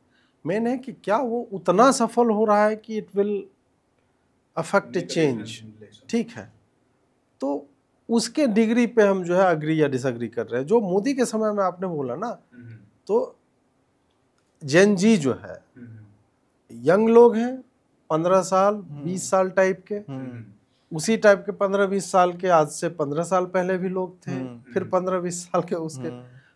अब क्या है कि उन 15-20 साल के लोगों को यूथ कह लेना, वो तीनों यूथ सेम नहीं होंगे, तीनों का कालखंड अलग है, तीनों के समय की राजनीतिक परिस्थितियां अलग थी, वैश्विक परिस्थितियां अलग थी, टेक्नोलॉजिकल परिस्थितियां अलग थी। हम जब थे फेक न्यूज उस वक्त उतना अधिक नहीं था, ठीक है, उसका स्प्रेड उतना अधिक नहीं था। अभी क्या है कि फेक न्यूज अत्यधिक है, लेकिन फेक न्यूज को काउंटर करने वाले भी उसी मात्रा में, ठीक है। तो टेक्नोलॉजी का एक्सेस बहुत अधिक है, और जो बच्चे पहले हो सकता है कि सेंसिबल चीजों में समय बिताते थे, अभी वो बच्चे रीलबाजी में या स्क्रॉलिंग में समय बिता रहे हैं, ठीक है। हमारे पिता के जनरेशन में चले जाइए तो उनका था कि हम यंग हैं, हम खेती भी कर सकते हैं, हम ये भी कर, मतलब आदमी जॉब भी कर रहा है, फिर भी उसको इस बात का गौरव है कि मैं जो है कुदाल भी चला सकता हूँ। हमारी जनरेशन में यह है कि हम पढ़ाई कर सकते हैं, हमसे कुदाल नहीं चलेगा। अब का जनरेशन में बोलता है हम पढ़ाई भी नहीं करेंगे, चैट जीपीटी कर लेगा पढ़ाई। तो ये सारी चीजें हैं ना कि आपके पास किस तरह की चीजों का एक्सेस है, वो आपके ओपिनियन को शेप करता है। तो जेन जी के सामने अभी बहुत सारी चीजें, उनको राहुल गांधी कूल इसलिए हो सकता है लग रहा हो क्योंकि एक बहुत ही अच्छे से पैकेज्ड फॉर्मेट में वीडियो वहां तक पहुंच रहा है, but they are not going to vote. ये जनरेशन वोट भी नहीं करती, ठीक है। और यही जेन जी मैं बता रहा हूं कि जब कॉलेजेस से लोग निकलते हैं ना, स्कूल से, जब उन्हें सही दुनिया का पता चलता है, फिर उनको समझ में आता है कि भाई ये क्या नॉनसेंस था। It is not that कि these stupid Gen Z guys will die as stupid. Somebody might talk sense to them. और ये काम कोई व्यक्ति करे ना करे, परिस्थितियां उसको, सिचुएशन जो है वो सिखा देगी कि भाई जमीन पे आओ, इससे जो है तुम कुछ नहीं, मतलब you are not going to gain anything from it. तो उतना प्रभाव पड़ेगा नहीं। मैं एक थोड़ा फॉरेन रिलेशन से बात करूंगा, जो फॉरेन डिप्लोमेटिक रिलेशन है इंडिया का। ट्रम्प और मोदी का के बीच तनाव चल रहा है, कितना चल रहा है शायद आप क्लोज होंगे, आपके पास बहुत सारे लोग बताते होंगे। लेकिन क्या लग रहा है कि जहाँ जिस स्टेज पर हैं, इसके बाद जो रिलेशन है अमेरिका और इंडिया का, सुधार होगा, सुधार होने की संभावना है, या हम चाइना के क्लोज जा रहे हैं? अभी तो ये भी खबर आ रही थी, शायद वो सही भी हो सकता है, गलत भी हो सकता है, कि चाइना का जो ऐप है टिकटॉक, वो हम वापस अलाउ करने वाले हैं। तो मुझे थोड़ा सा समझाइए कि जो चाइना और इंडिया का रिलेशन है, क्या सुधार होने वाला है, और अमेरिका और इंडिया का रिलेशन में और गिरावट आएगी? अब जो बात आपने मतलब चीन की जो हम लोग चाय पीने से पहले जो है प्रश्न पूछा गया था, देखिए, जो मैं हेनरी किसिंजर की बात कर रहा था, उसने बोला था कि यदि आप अमेरिका के मित्र हो तो अमेरिका घातक है, शत्रु हो तो अमेरिका घातक है, परंतु मित्र हो तो वो मारक है, मतलब मार ही डालेगा आप, fatal to be friend of America. America unpredictable entity है। चीन के साथ हम जानते हैं धोखेबाज। जब मैं जानता हूं कि आप धोखेबाज हो तो I will deal with you with all options open, कि ये यहाँ पे ये ऐसे कर सकता है तो उसको कैसे मैं काटूंगा, ठीक है। अब जैसे क्रिकेट का एनालॉजी ले, कि हमें पता है कि पाकिस्तान वाले जो है वो साले रिगिंग करेंगे, बॉल खुरच देंगे, कुछ करेंगे, तो मैं एक बंदा लगा दूंगा कि इसके बॉल पे नजर रखना हमेशा, because I am aware of that. अब हम मान लो कि वेस्ट इंडीज की टीम से हम एक्सपेक्ट नहीं करते हैं कैसा करे, और वेस्ट इंडीज जो है वो बड़ा अच्छा बना फिरता है कि नहीं नहीं हमारे साथ मैच के लिए बढ़िया रहेगा, और वो क्या करे साला कि हम होटल में सोए उसमें फ्लडिंग करवा दे, लाइट काट दे, नींद बर्बाद कर दे, ताकि हम कल परफॉर्म ही ना। अमेरिका उसी तरह की एंटिटी है, तो वो विशुद्ध रूप से केवल और केवल अपने हित देखती है, और चूंकि आपके पास इतनी शक्ति है, इस कारण आप कंफर्म्ड हो कि nobody will try to deny us, हम जो बोलेंगे वो हमें मिलता रहेगा, ठीक है। ये कंफ्यूजन भारत ने दूर कर दिया उन लोगों का अभी जो हुआ है कि साले तुम 35 ट्रिलियन डॉलर के डेट में हो और तुम्हें लग रहा है ये 185 बिलियन डॉलर और ये सब जो है इसके कारण भारत का व्यापार, तुम मेरे स्वाभिमान को खरीद लोगे। तो हम वो एंटिटी हैं, 200 साल अंग्रेज रहे, 800 साल छोटे छोटे पार्ट्स में मुगल जो है कभी 200 किलोमीटर पे रूल कर रहे हैं, कभी 400 पे कर रहे हैं। हमने वो कालखंड देख लिया, करोड़ों लोग हजारों नरसंहारों में मारे गए हैं यहाँ, फिर भी हमारी जनेऊ जो है इंटैक्ट है, हम पहन रहे हैं। ठीक है, ये हमारा रेजिलियंस है एज ए सोसाइटी, एक सभ्यता के तौर पे। उसमें ट्रम्प तो वही वो अधोजटाओं के बाल बराबर भी नहीं है उस कालखंड में। ऐसे लोग आते हैं, ऐसे लोग जाते हैं। भारत है, था और रहेगा। बीच में हो सकता है कि पॉलिटिकल लीडरशिप के कारण जो है हम कहीं घुटने टेकते हों, परंतु मोदी मुझे वैसा व्यक्ति नहीं दिखता। मतलब मोदी की आलोचना हम कर सकते हैं कुछ विषयों को लेकर, परंतु हाँ, और वो मैं करूंगा, आगे भी करूंगा, परंतु नेशनल आइडेंटिटी को लेके वो स्वाभिमान जो है मुझे लगता है वो वहाँ पे वो रेड लाइन हो जाता है मोदी के लिए। नहीं, ये नहीं, मुझे ठीक है तुमसे व्यापार चाहिए, तुमसे टेक्नोलॉजी चाहिए, तुमसे हो सकता है सामरिक समझौते चाहिए, बट तुम जब मेरी आत्मा के ऊपर, मेरे सम्मान के ऊपर और मेरा पर्सनल कुछ करना चाहो, ठीक है। डीप स्टेट क्या करना चाहे, पर्सनली ही तो हम करना चाह रहे हैं ना कि उसकी राजनीति हम खत्म कर दें, लेकिन पर्सनल को डिस्ट्रॉय करके तुम नेशनल लेवल तक पहुंचना चाह रहे हैं, तुम भारत के ऊपर हमला करना चाह रहे हैं, वो मोदी के लिए जो रेड लाइन हो जाता है। वहां पे बोला कि ठीक है ये भी करके देख लो तुम। अब उसको काउंटर करने के लिए भारत लगा हुआ है, ठीक है भाई यूएस ही तो एक मार्केट नहीं है ना, हम ऑल्टरनेटिव मार्केट देख, सामान ही तो बेचना है। हाँ। यूरोपियन यूनियन में बिकेगा, अफ्रीका में बिकेगा, ब्राजील में बेच लेंगे, गल्फ में बिक जाएगा, जहाँ पे हमारे संबंध अच्छे हैं। और चीन भी परेशान है अमेरिका से, हम भी परेशान है अमेरिका से, हम चीन से भी परेशान हैं। लेकिन चीन के साथ में एक और कारण है कि हम नेगोशिएट कर सकते हैं, वो ये है कि हाँ प्रेडिक्टेबल है, प्लस ये भी है कि उसकी भी अपनी एक सभ्यता रही है। जो पैरेलल आप स्ट्रीम्स देखोगे ह्यूमन काइंड का, तो उसमें चीनियों की भी अपनी एक सनातन टाइप की सभ्यता रही है। सनातन मतलब हिंदू नहीं, मैं बोल रहा हूँ कि उनका भी आरंभ हुआ है, फिलॉसफी उनकी अपनी भी है और पुरानी है, प्राचीन सभ्यता है। इस कारण भी क्या होता है ना कि आप जो 400 साल पहले जो एंटिटी क्रिएट हुई है या 250 साल पहले, जिनका इतिहास 250 साल का यार, और वहाँ कौन लोग हैं? वहाँ वही लोग हैं जिनको इमिग्रेंट्स ने डकैत, चोर, लुटेरे, बलात्कारी, यही उनके पूर्वज थे। ये डिपोर्ट किया जाता था इन लोगों को कि इनको जो है स्ट्रेटन अप किया जाए, यूरोप से निकाल दिया। ऐसे लोग वहाँ पे थे।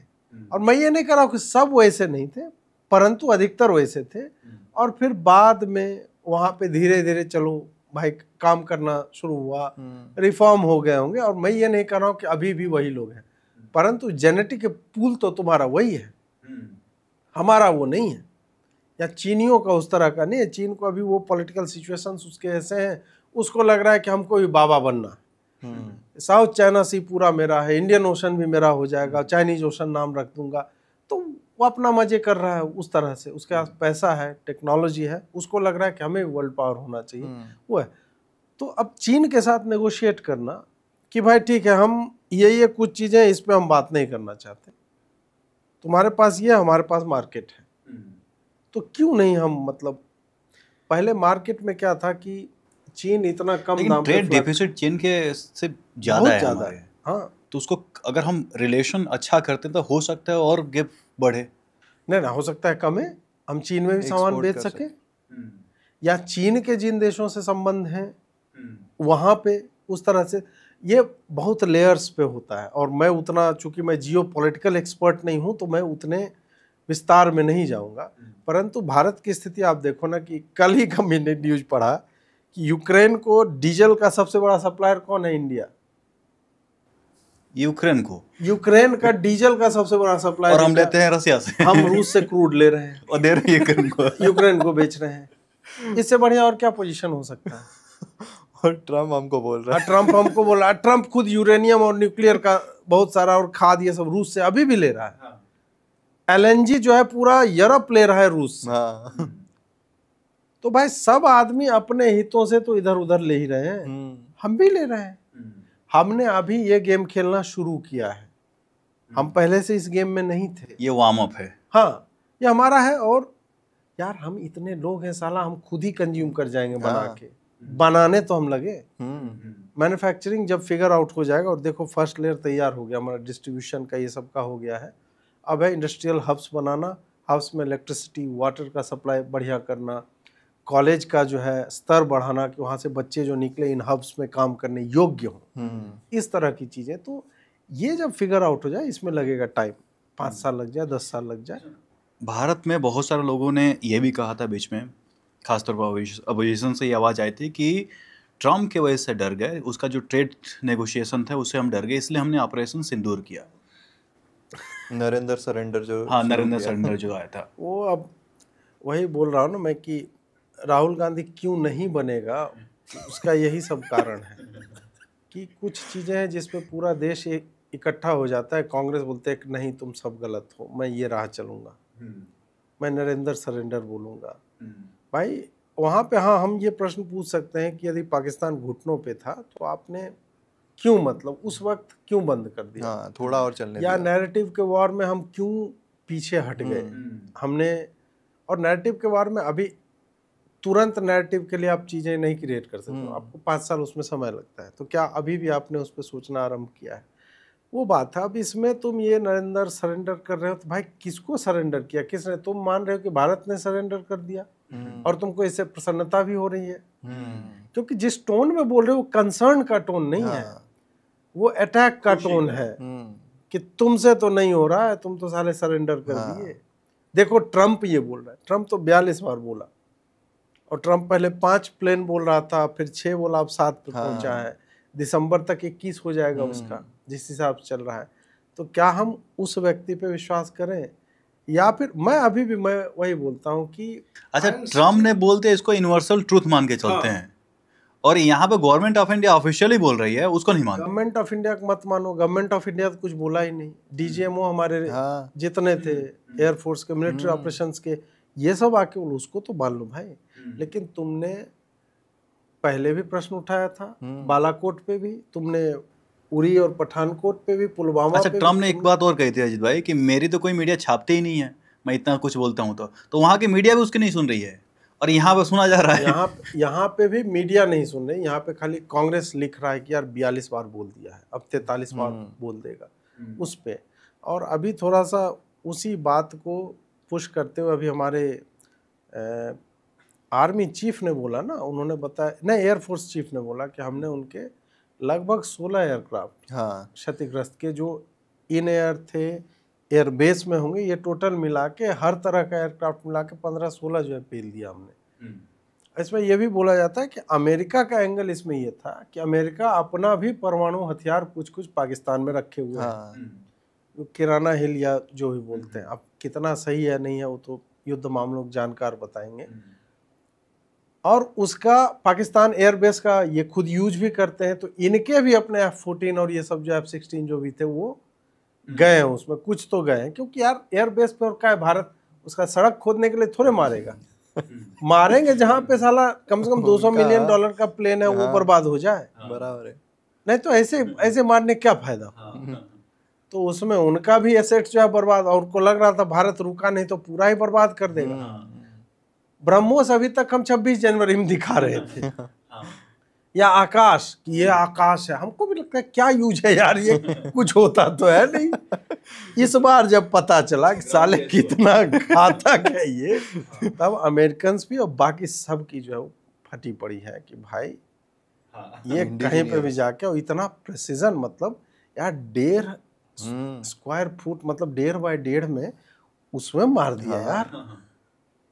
वो गजब का, मतलब एयर का जो वेंट होता है ना, एसी का वेंट में डाल के मार दिया, वही होल था उसी में ये अपने आप में, ये मतलब ये अब ये एयर शोज या इस तरह का जो होता है ना एक्सरसाइज, उसमें प्रदर्शन के लिए होता है कि हम दिखा रहे हैं, डेमो चल रहा है, तो लाइव डेमो देख लो भाई। हाँ। कि वो 3D मॉडल नहीं है, ये सही में हमने मार दिया। बहुत सारे लोग इंटरेस्टेड भी थे कि हमें भी ब्रह्मोस दे दो, इसका मिनी वर्जन बनाओ, छोटा नहीं, हम बेच भी रहे हैं, बहुत सारे कंट्रीज को अब तो दे भी रहे हैं, और ये एक बहुत अच्छी बात है। और जैसे ना अभी ये जो ऑयल है, इससे हमारे देश में अभी चर्चा जिस पे होनी चाहिए, जैसे आपने भी कहा था कि चर्चा होनी चाहिए, वो आता है कि एथेनॉल ब्लेंडिंग का। मतलब गडकरी जी ने काफ़ी पहले कहा था कि अगर एथेनॉल ब्लेंडिंग हो जाती है तो पेट्रोल के दाम बहुत कम आ जाएंगे। बहुत कम ने 50 रुपया आ जाए। हाँ। तो उसके बाद लेकिन अभी वैसा होते हुए दिखाई नहीं दे रहा है। प्लस एथेनॉल ब्लेंडिंग के बाद जो एक कॉन्फ्लिक्ट ऑफ इंटरेस्ट है वो भी दिखाई दे रहा है। तो उस बारे में आपको क्या क्या? अब इथेनॉल पे तो उन्होंने 2018 का शायद उनका स्टेटमेंट है कि भाई 50 रुपया आ जाएगा। और बोलने का तो गडकरी जी कुछ भी बोल देते हैं कि आदमी हवा में उड़ने लगेगा माथे में पंखी लगा के। उनको पता चल जाए कि जेट पैक कुछ होता है तो बोल देगा कि आने वाले दिनों में तो सरकार ऐसी व्यवस्था कर देगी कि आप जेट पैक खरीद लो, पीठ पे बांधो, आप उड़ के कहीं भी जा सकते हो। वो आदमी क्या करता है कि सुबह उठता है और देखता है दुनिया में सबसे नया क्या हो रहा है, कहाँ कुछ भी यूट्यूब सर्च मार लेता है, उसको जो भी मिलता है। एयर टैक्सी चल रहा है आजकल लेटेस्ट, बोला भारत में एयर टैक्सी काहे ले आओगे भाई, कैसे ले आओगे, भारत में हाइपर लूप ले आएंगे। को पता भी है कितना उसमें पैसा जाता है। पैसे कोई कमी नहीं है तो क्या अपनी कंपनी से पैसे दे रहे हो, कमी नहीं है। इन्होंने बोला कि पेट्रोल 50 रुपये का आ जाएगा, इथेनॉल 57 रुपये का आ गया है। अच्छा, इथेनॉल जो प्योर एथेनॉल होता है, हाँ 57 रुपये का है। हाँ, जो ब्लेंडिंग के लिए लिया जाता है। हाँ। तो जब इथेनॉल 20% तुम दे रहे हो, पेट्रोल जो कच्चा आता है ना, या पेट्रोल जो रिफाइन होने के बाद आता है, उससे अधिक कॉस्ट है भी इथेनॉल का। इथेनॉल का बिना टैक्सेस के। तो हो सकता है टैक्सेस ना लगाएं इसके ऊपर, फिर भी 50 नहीं पड़ा। पेट्रोल और दारू ही दो चीज है जिसपे जीएसटी नहीं लगता है। हाँ। उस पे जीएसटी इसलिए नहीं लगता है कि वो जीएसटी के स्लैब के बियॉन्ड टैक्स, उसमें लगभग 50% टाइप का टैक्स हो जाता है कई बार। तो उसमें टैक्स नहीं लगाएंगे कैसे? टैक्स तो उनको लगाना ही पड़ेगा, क्योंकि राज्यों की आय का सबसे बड़ा स्रोत ये आता है और इनका भी है। तो ये फर्जीवाड़ा है, इसमें मतलब स्पष्ट रूप से कॉन्फ्लिक्ट ऑफ इंटरेस्ट दिखता है कि अपने बच्चों की कंपनियां नहीं है तो आप बोल दो ना खुल के। नहीं, लेकिन ये भी है अजित भाई कि जो ब्लेंड करने की बात हो रही है, अभी तक जितने भी इंजन्स हैं कार के, वो तो अभी डिजाइन किया गया है पेट्रोल के लिए। आप उसमें ब्लेंड करोगे तो क्या वो इफिशिएंटली? नहीं, वो 2023 के बाद जो भी इंजन बनेंगे वो हैं कि ब्लेंडेड पेट्रोल यूज कर सकता है। मिलियंस ऑफ कार्स तो होंगे ना रोड पे। 2023 के पहले के करोड़ों हैं बाइक और कार, और इनका टारगेट था कि हम 2030 तक ब्लेंडिंग 20% तक ले जाएंगे, मतलब 5% से शुरू करेंगे। E10 कंप्लाइंट व्हीकल है इस देश में, E20 के लिए कम है। अभी भी वो कारें जो 2023 के भी बाद बनी है वो भी कहते हैं E10 आप यूज कीजिए, E20 के लिए आपको ट्यूनिंग या पता नहीं क्या करवाना होता है, जो भी है। यार 2030 जब तुम्हारा टारगेट था तो 25 में कैसे कंप्लीट कर दिया तुमने? मतलब है ना कि आप कहीं पे या तो स्टॉक किसी कंपनी का ऊपर करना चाह रहे हो या आपका कुछ स्टेक है। 2000 ये कुछ ऐसा थोड़े है कि हमें हर घर में जो है 3 बल्ब चाहिए, और कंस्ट्रेंट क्या है कि बल्ब हम उतना बना नहीं रहे, ठीक है, लेकिन फिर पता चला कि हमने अधिक फैक्ट्रियां बना ली, बल्ब आ गया सब घर में पहुंचा दो। तो भाई ये अच्छा है कि आपने टारगेट से पहले जो है अचीव कर लिया कि हर घर में विद्युत जो है पहुंच गया, 3 बल्ब जल रहा है। क्योंकि वो 3 बल्ब आज जले कल जले, इम्पैक्ट सेम ही होना है। इसमें क्या है कि तुमने जिस घर में बल्ब लगाने के लिए बोला है उस घर की स्थिति वैसी नहीं है, हाँ, कंप्लायंट ही नहीं है, ठीक है। वो घर हो सकता है वहां तार ही नहीं है, तो बल्ब लगाने से क्या होगा? ये क्या कर रहे हैं कि 2023 के बाद ये भी डेटा नहीं दे रहे हैं कि भाई अभी सड़कों पे जितने व्हीकल्स हैं उसमें कितना % 2023 के बाद बना है और वो E20 कंप्लायंट है। सरकार ये डेटा नहीं दे, खाली ये बताएगी कि नहीं एफिशिएंसी वही 7-8% कम होता है। हो रहा है ना कम। 7% 14 बार में 98% हो जाता है। मतलब हर 14वीं बार मुझे जो है एक्स्ट्रा जो है पूरे 1 लीटर का घाटा पड़ेगा। और है वो ना भाई? मैंडेटरी है, वो होना ही है। वो तुम बता रहे हो, और जो यूज कर रहे हैं वो 20% तक बोल रहे हैं, 20-30% एफिशिएंसी उनके गाड़ियों की जो है घटी है। मैनुअल में लिखा आ रहा है कि भाई आप E10 यूज करो, E20 के लिए हम आपको अलाउ नहीं करेंगे। इनका जो इंटेंशन कैसा लग रहा है, मतलब खराब लग रहा है इंटेंशन भाई, इंटेंशन ही खराब है। इंटेंशन खराब है। इसको कोई इन्वायरमेंट से कोई लेना देना नहीं है।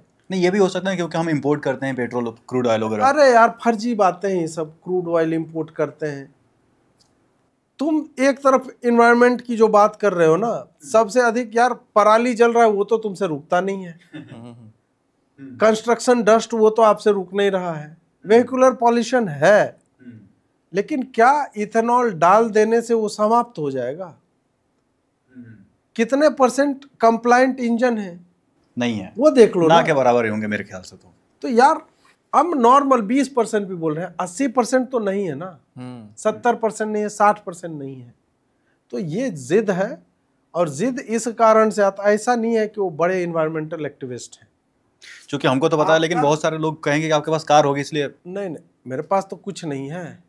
कुछ नहीं है तो फिर कह देगा कि नहीं आप गडकरी के खिलाफ हैं। ये आ जाएगा कि आपको गडकरी के विरोध वाले लोग पैसे दे रहे हैं। दे रहे हैं तो मेरा बैंक अकाउंट चेक करके प्रूव कर दो, मुझे कोर्ट में घसीट करके मुझे जेल में डाल दो। मैं तो यही कहूँगा।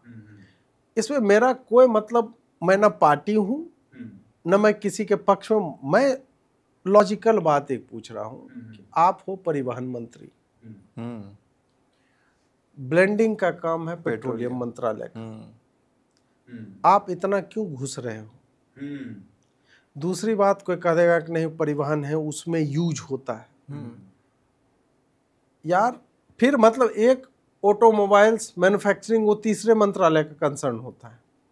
तुम्हें सड़कें बनाना है, सड़क बना, जलमार्ग विकसित करो। नागरिक उड्डयन मंत्री है तो एयर वाला पूरा उनका हो जाता है। तुम्हारा इसमें बनता नहीं है बहुत कुछ।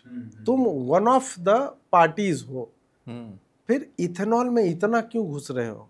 फिर तुम्हारे बच्चों की कंपनियां हैं और उसमें पब्लिक फाइलिंग्स हैं आपकी, जिसमें आप कह रहे हो कि हम 2 करोड़ लीटर इथेनॉल प्रति वर्ष जो हम बनाते हैं, 20 मिलियन लीटर, और आप नया भी संभवतः उसी में। मैं तो इंटरनेट पे ये पढ़ रहा था, मुझे नहीं पता। जो कंपनी खुद ही फाइल कर रही है उसी का डेटा मैं दे रहा हूँ। इथेनॉल तुम 2 लीटर भी यदि बनाते हो, तुम्हारा बाप ये कहता फिर इथेनॉल बहुत अच्छी चीज है, तो मुझे उससे समस्या है। हाँ। फिर संदेह की स्थिति उत्पन्न होती है। आप इतना क्यों प्रमोट कर रहे हो? और एक पब्लिकली लिस्टेड भी, मतलब एक कंपनी शेयर मार्केट में है, एक नहीं है, वो भी बनाती है। और बोला नहीं उसके बहुत सारे बिजनेसेस का एक हिस्सा इथेनॉल है ना, है ना, और उसका ग्रोथ आप देख लो। तो ये क्या है कि ठीक है सब कुछ मैं ग्रोथ आपने देखा होगा, चढ़ा बढ़ा है एक साल में वो 500 कितना, मतलब 43 से सीधा 700 चला। हाँ ऐसे करके, हाँ। तो अब वो क्या है 55 गुना या ऐसे ही कुछ तो है। मैं कह रहा हूँ कि इतना कुछ हो रहा है, और इन्होंने क्या किया, इन्होंने कुछ इन्फ्लुएंसर से बनवा ले वीडियो की इथेनॉल कितना बढ़िया है, अचानक से। और कैसे इन्फ्लुएंसर से बनवाया? जो सास बहू वाला वीडियो बनाया करती थी वो इथेनॉल के फायदे बता रहे। मतलब एक होता है ना कि कोई आदमी ऑटोमोटिव और ये सब का काम कर रहा, तो उससे आप मतलब थोड़ा लगेगा कि ये ऑर्गेनिक है, ये सब पेड नहीं है, इसको है जानकारी, इसलिए तुम अचानक से अलग अलग। मुझे भी मतलब ऑफर आया, अच्छा मुझे भी किसी ने फोन किया कि अजीत भाई एक ट्वीट आप पॉजिटिव कर दो क्या इथेनॉल। मैंने बोला मेरे बाकी ट्वीट नहीं पढ़ रहे हो क्या तुम? मतलब पैसा देने के लिए बात कर रहे थे। हाँ ऑब्वियसली पेड होगा ट्वीट तो पैसे तो देंगे ही ना। हाँ। तो जब मुझे पूछा गया इसका मतलब औरों को भी पूछा गया, बहुत सारे ट्विटर पे चलते हैं। हाँ तो वही कहा, तो ऐसा क्यों करवाया जाए? कितना, मतलब मैं आउट ऑफ कॉन्टेक्स्ट पूछ रहा हूँ अभी, कितना पैसा मिलता होगा? अगर एक ट्वीट हम देखते हैं कि एक बार वो लड़की भी वायरल हुई थी जिसमें बोल रहे थे कि मुझे तो स्क्रिप्ट दिया था इसलिए मैंने उनको फलाना बोल दिया। क्या नाम है उसका? रेंटिंग बोला। कितना पैसा मिलता है एक ट्वीट का? यार देखो, मिलने का अब इसमें क्या है कि आपकी रीच कितनी है, आप कितने ऑथेंटिक लिखते हो। दो तीन तरह से मतलब ये होता है। एक ये है कि सीधा आ गया कि मेरा मान लीजिए कि 5 लाख हैं, ठीक है, मुझे बोलेगा कि आप ये कर दो। अब मेरे सामने एक विकल्प होता है, अब करो या ना करो, कि ये मेरे थॉट प्रोसेस से अलाइंड है कि नहीं। मैं यदि पेड भी करूं तो ऐसा ना कर दूं कि साला कल तक मैं गरिया रहा था, आज इथेनॉल गजब की चीज है मित्रों। पेड यदि मेरे सामने ये प्रश्न आएगा भी कि मान लो कि एक फिल्म आ रही, ठीक है, उस पे आएगा कि भाई आपको जो है इसके प्रमोशन में कुछ एक वीडियो बनाना है या एक ट्वीट कर दो, तो मैं क्या लिखूंगा, कई बार सामने वाला प्रोवाइड करेगा। एक कह देगा कि आपको जो लिखना है स्वतंत्र होकर आप लिखो, बस उसके बारे में लिख दो, बस उसके बारे में आप लिखो। तो मैं यहाँ यार वो करने तो बैठा नहीं हूँ ना, क्या बोलते हैं मतलब चैरिटी। अगर ट्विटर मेरा मोनेटाइज्ड है या कल को नहीं रहता है, बीच में कर देते हैं ना, ब्लॉक कर देते हैं, बैन कर देते हैं, तो उस स्थिति में क्या। और एक फिल्म का बजट है प्रमोशन का, तो मैं क्यों फ्री में कोई काम करूं। और कोई भी आदमी मतलब कॉज के लिए और ये सब काम नहीं करता। मैं स्पष्ट रूप से फिल्म के बिजनेस में बता देता हूं, there is a system of payment, promotion होता है। मेरा चॉइस ये है कि do I agree with this movie, और जो मुझे कहने किया जा रहा है उससे अलाइंड हो कि नहीं। अगर होगा देन आई विल आस्क कि मुझे जो है एक ट्वीट के मेरे 5 लाख है, मैं 50,000 रुपया लूंगा। अब सामने वाले को लगेगा कि नहीं 50,000 बहुत ज्यादा बोल रहा है, तो बोलेगा नहीं दे सकते तो मत दो, मैं नहीं करूंगा। या फिर उसकी नेगोशिएशन स्किल होगी अच्छी कि अजीत जी हम आपको रखना चाहते हैं, और भी फिल्में आती है, हम एक एजेंसी ऐसे करके फिर हम नेगोशिएट करेंगे, ठीक है 50 मत दे 40 दे दे, इस तरह से। तो ये मैं आपको एक रफ आइडिया दे रहा हूँ। ऐसा नहीं है कि हर 5 लाख फॉलोअर वाले अकाउंट को 50,000 रुपया मिलता है। वो रीच किस तरीके की है वो। हाँ, और आप क्या कर सकते हो, आप क्या कंटेंट ढंग से लिखना जानते हो, बोलना जानते हो, उस कारण मुझे एक ट्वीट का हो सकता है मैं 3 लाख भी ले लूं। मैं एक बात आपको बता रहा हूं कि इफ आई फील लाइक, और मुझे लगेगा 3 लाख लेना चाहिए, मैं सामने वाले को बोलूंगा, उसको लगेगा कि नहीं ही डिजर्व दैट, ही और शी विल पे मी। और ऐसे लोग मतलब थोड़ा सा पेड कंटेंट में क्या है कि लोगों को लगता है कि अरे आप भी पेड करते हो यार, आप भी पेड करते हो यार। तो उसमें लोगों को यह समझना चाहिए कि जो स्वतंत्र पत्रकारिता कर रहे हैं, ठीक है, और यदि मैं मिसलीड नहीं कर रहा हूं किसी को कि घटिया फिल्म है, मैं बोलूँ यार ये गजब की फिल्म है, ये तो जाके आपको देखना ही चाहिए। मेरे पास आदिवासी तेल वालों का आया था। आपके पास भी आया था? भाई वो किसके पास नहीं आया था। ठीक है, मेरे बाल भी इतने लंबे लंबे थे, आपको याद होगा, मैं परफेक्ट कैंडिडेट था। हाँ। लेकिन मैंने उसको डिनाई कर दिया। हाँ। कितना का ऑफर दिया उन्होंने? 10 लाख का। 10 लाख का आपने डिनाई कर दिया? हाँ, क्योंकि मुझे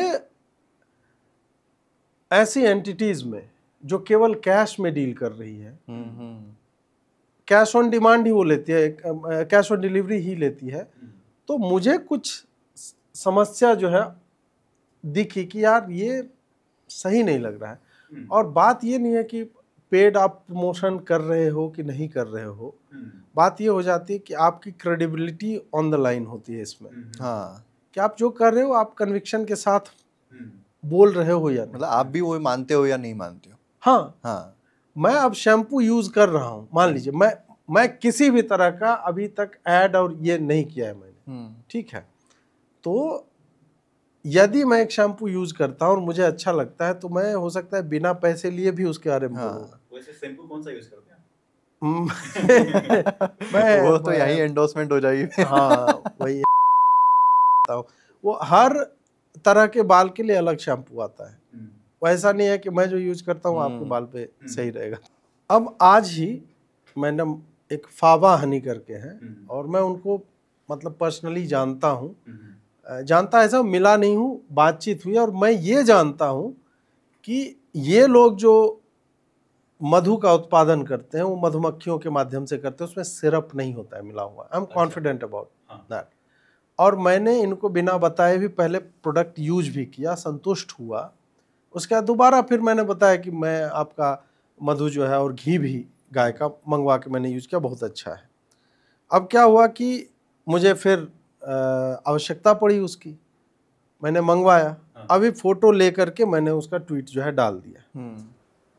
अब ऐसे मैं ही, उसी फ्री में? हाँ अच्छा, फ्री में, क्योंकि मित्र हैं। हाँ हाँ हाँ और दूसरी बात है कि वो प्रोडक्ट अच्छा है। हाँ, वो करना भी चाहिए। अब आम आदमी को क्या लगेगा कि मैंने जो है उनसे 40,000 रुपये लिए होंगे और उसके बाद किया होगा। हाँ, ठीक है, आम आदमी इसी तरह सोचता है। हाँ। मतलब हर चीज जिसकी आप बड़ाई कर रहे हो वो पेड ही नहीं होती। बिल्कुल। ठीक और ऐसा है। हमने भी लगभग सभी करते भी हैं। यार मैं कोई फिल्म देख के आया, अब चूंकि मुझे उसमें इंटरेस्ट है, फार्मूला 1 मूवी देख के आया मैं, F1 मूवी ब्रैड पिट वाला, मैंने उसके बारे में लिखा, आदमी नीचे में लिख रहा है गजब, अब हॉलीवुड से भी पेमेंट मतलब यार। अच्छा, इसमें आपकी तारीफ हो रही थी कि बुराई हो रही थी? नहीं वही तारीफ कहाँ है, मतलब मैं बोल रहा हूँ कि एक कंपनी पैसे देने के लिए कि उसका बजट है, और मुझे तुम इन्फ्लुएंसर भी मान रहे हो या फिर पत्रकार भी मान रहे हो या फिर फिल्म समीक्षक भी मान रहे हो, क्योंकि मेरी फिल्म समीक्षाएं आप जाके देख लो 1-1, 1.5 घंटे की होती है, क्योंकि मैं प्रतिक्रिया खाली नहीं, मैं उसका अध्ययन करता हूं, मैंने फिल्मों को पढ़ा है, मुझे उसकी नॉलेज है, इस कारण मैं उतने विस्तार में किसी भी फिल्म पे बात कर सकता हूं।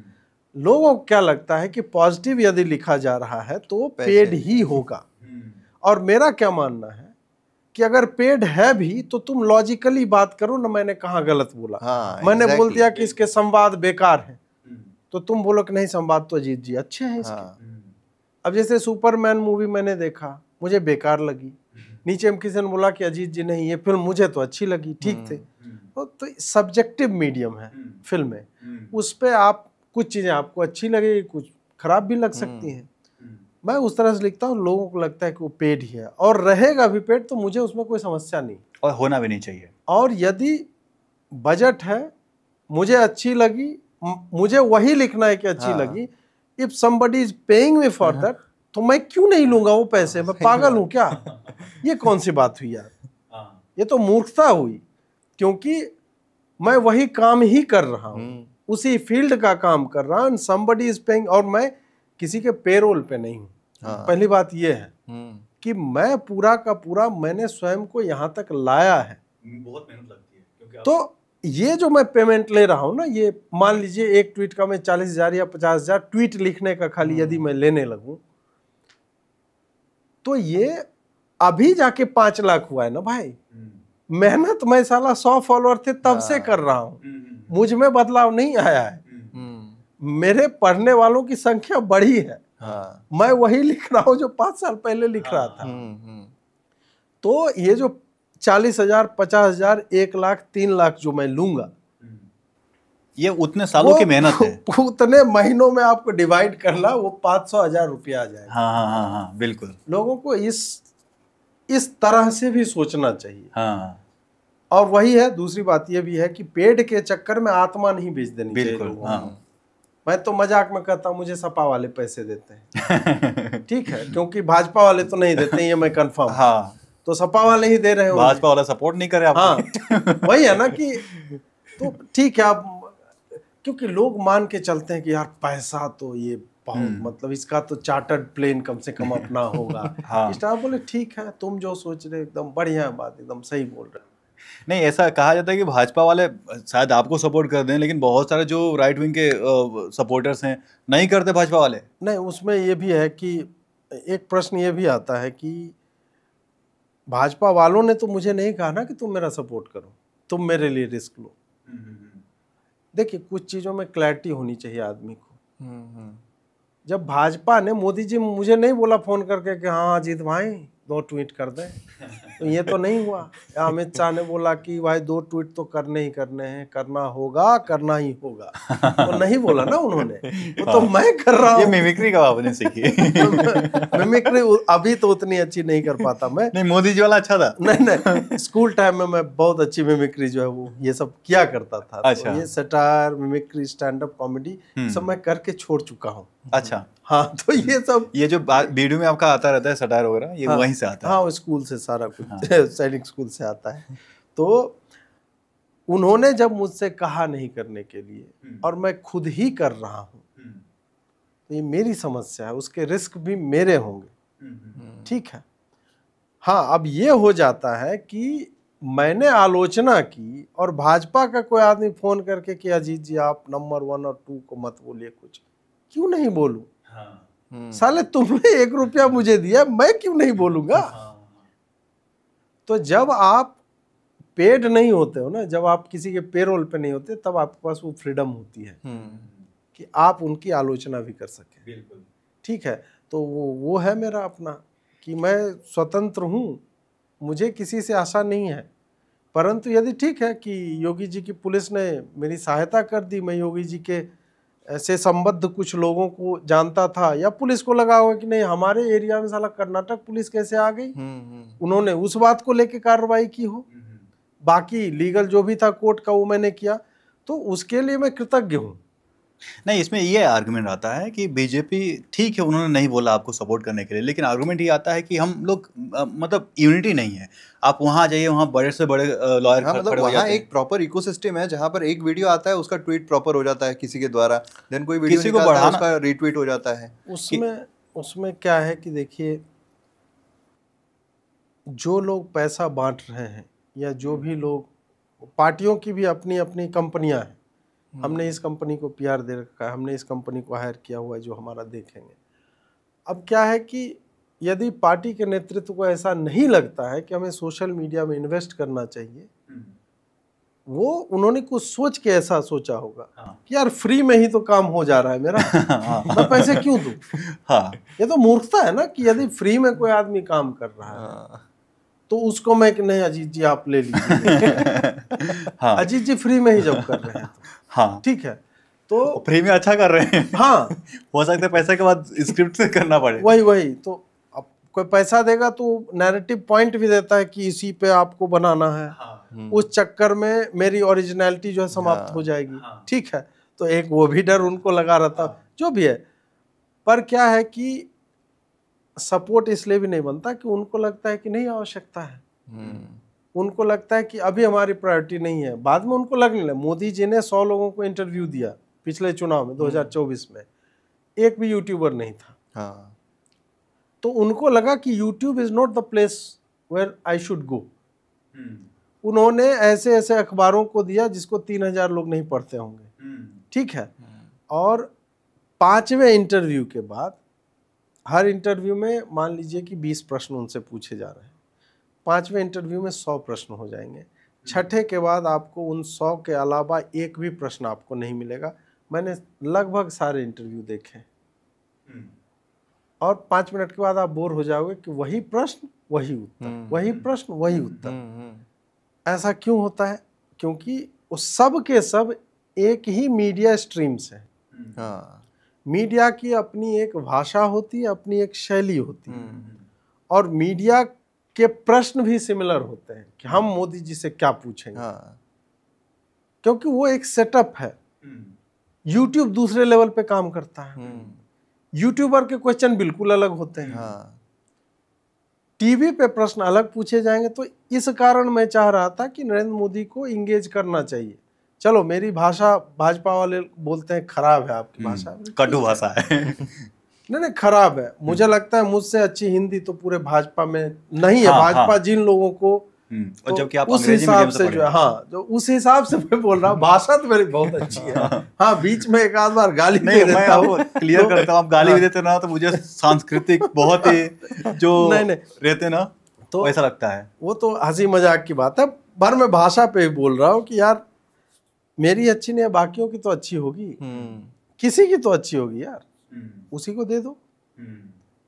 उसको भी नहीं देते हो तुम। हाँ। इसका मतलब है कि तुम पूरे इस मीडियम को ही बेकार मानते हो, या तुम्हें अभी आवश्यक नहीं लगता है कि अभी मोदी जी का लेवल वो नहीं हुआ है। और मोदी जी खुद पॉडकास्ट का चैनल खोल के बैठे हुए थे।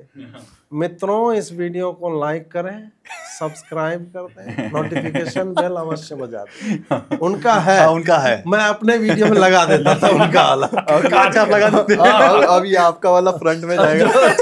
अरे यार, तो अब ये जो हम बनाएंगे ना इंट्रोडक्शन, उसमें जाएगा। मोदी जी आए थे पॉडकास्ट करने के लिए। अब अच्छा, उसमें बहुत सारे अवार्ड्स भी दिए जो यूट्यूबर्स वगैरह हैं। हाँ, तो इस बार नहीं दिया उन्होंने, क्योंकि जिन जिन को अवार्ड दिया सबने ले ली इनकी पलट के।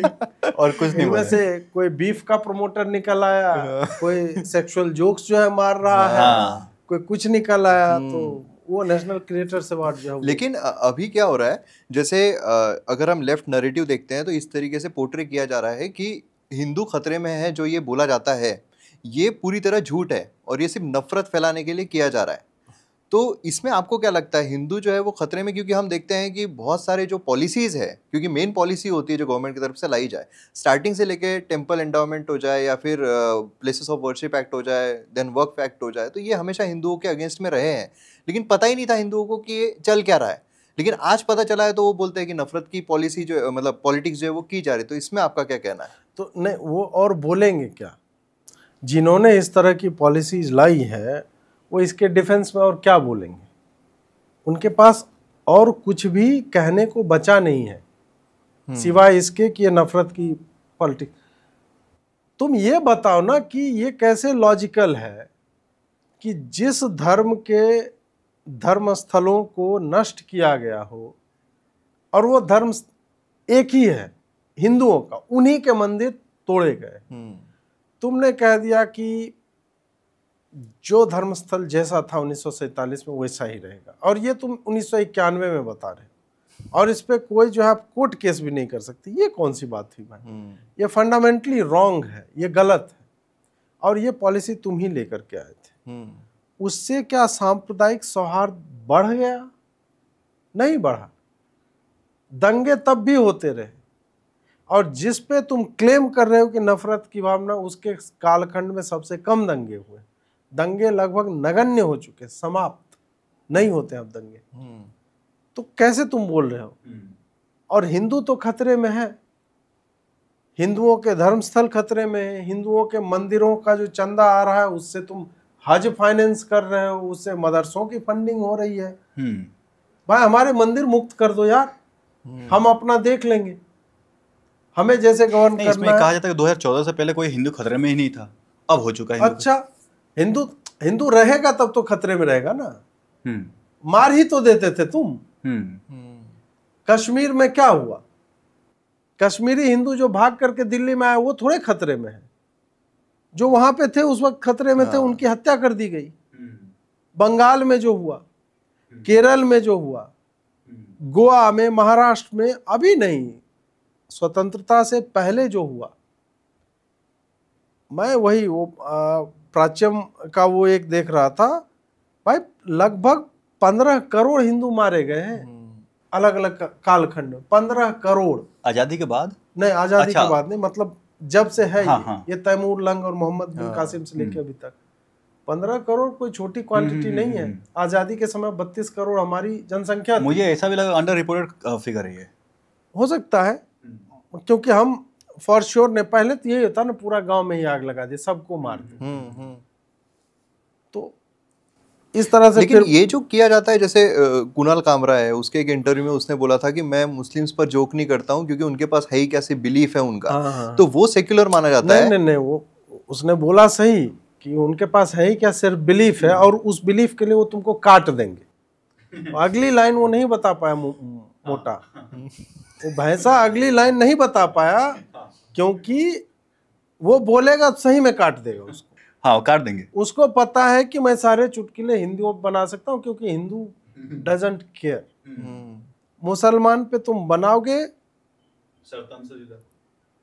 आज न मारे, सलमान रश्दी की आंख में 30 साल बाद मार दिया चाकू की नहीं, वो अब एक काला चश्मा इधर, एक ट्रांसपेरेंट लगा घूमता है। तो खोज के याद रखता है मुसलमान किसने कब कहाँ क्या बोला था। तो बिलीफ की बात नहीं, दम होने की बात होनी चाहिए, जो कैमरा में नहीं है। बहुत बड़ी है उसकी, दम उसमें एकदम नहीं, समझ रहे हैं? बस दम नहीं है। बस दम नहीं है उसमें। अच्छा, ये हम देखते हैं, एक मेरा मेन क्वेश्चन बचा हुआ कि जो ये कॉमेडियंस हैं, जो लेफ्टिस्ट हैं, कम्युनिस्ट हैं, वो कॉमेडी के थ्रू कहीं ना कहीं सरल तरीके से हिंदू के अगेंस्ट बोलते रहेंगे। मतलब ये कहना कि चाटा नहीं मारना, बस थोड़ा थोड़ा थोड़ा थोड़ा पीटते रहना, इसको आप कैसे जबरदस्ती देखते हैं? सेक्युलर बनाते हैं। हाँ, और ये भी प्रिटेंड करते हैं कि सेकुलर हैं, न्यूट्रल हैं। ये तो टैलेंट है उनका। आप मतलब यही चीज नॉन लेफ्ट में आ नहीं पाई अभी तक।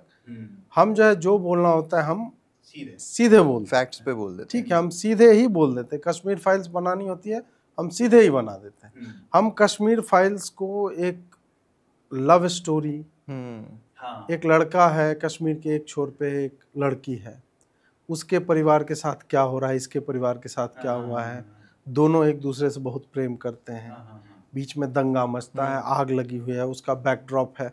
हम वो पिक्चराइज उस तरह से नहीं कर पाते हैं कि वो वही लड़की थी जिसको अंत में हाथ वाली आरी से जो है चीर दिया गया, गिरजा टीकू का।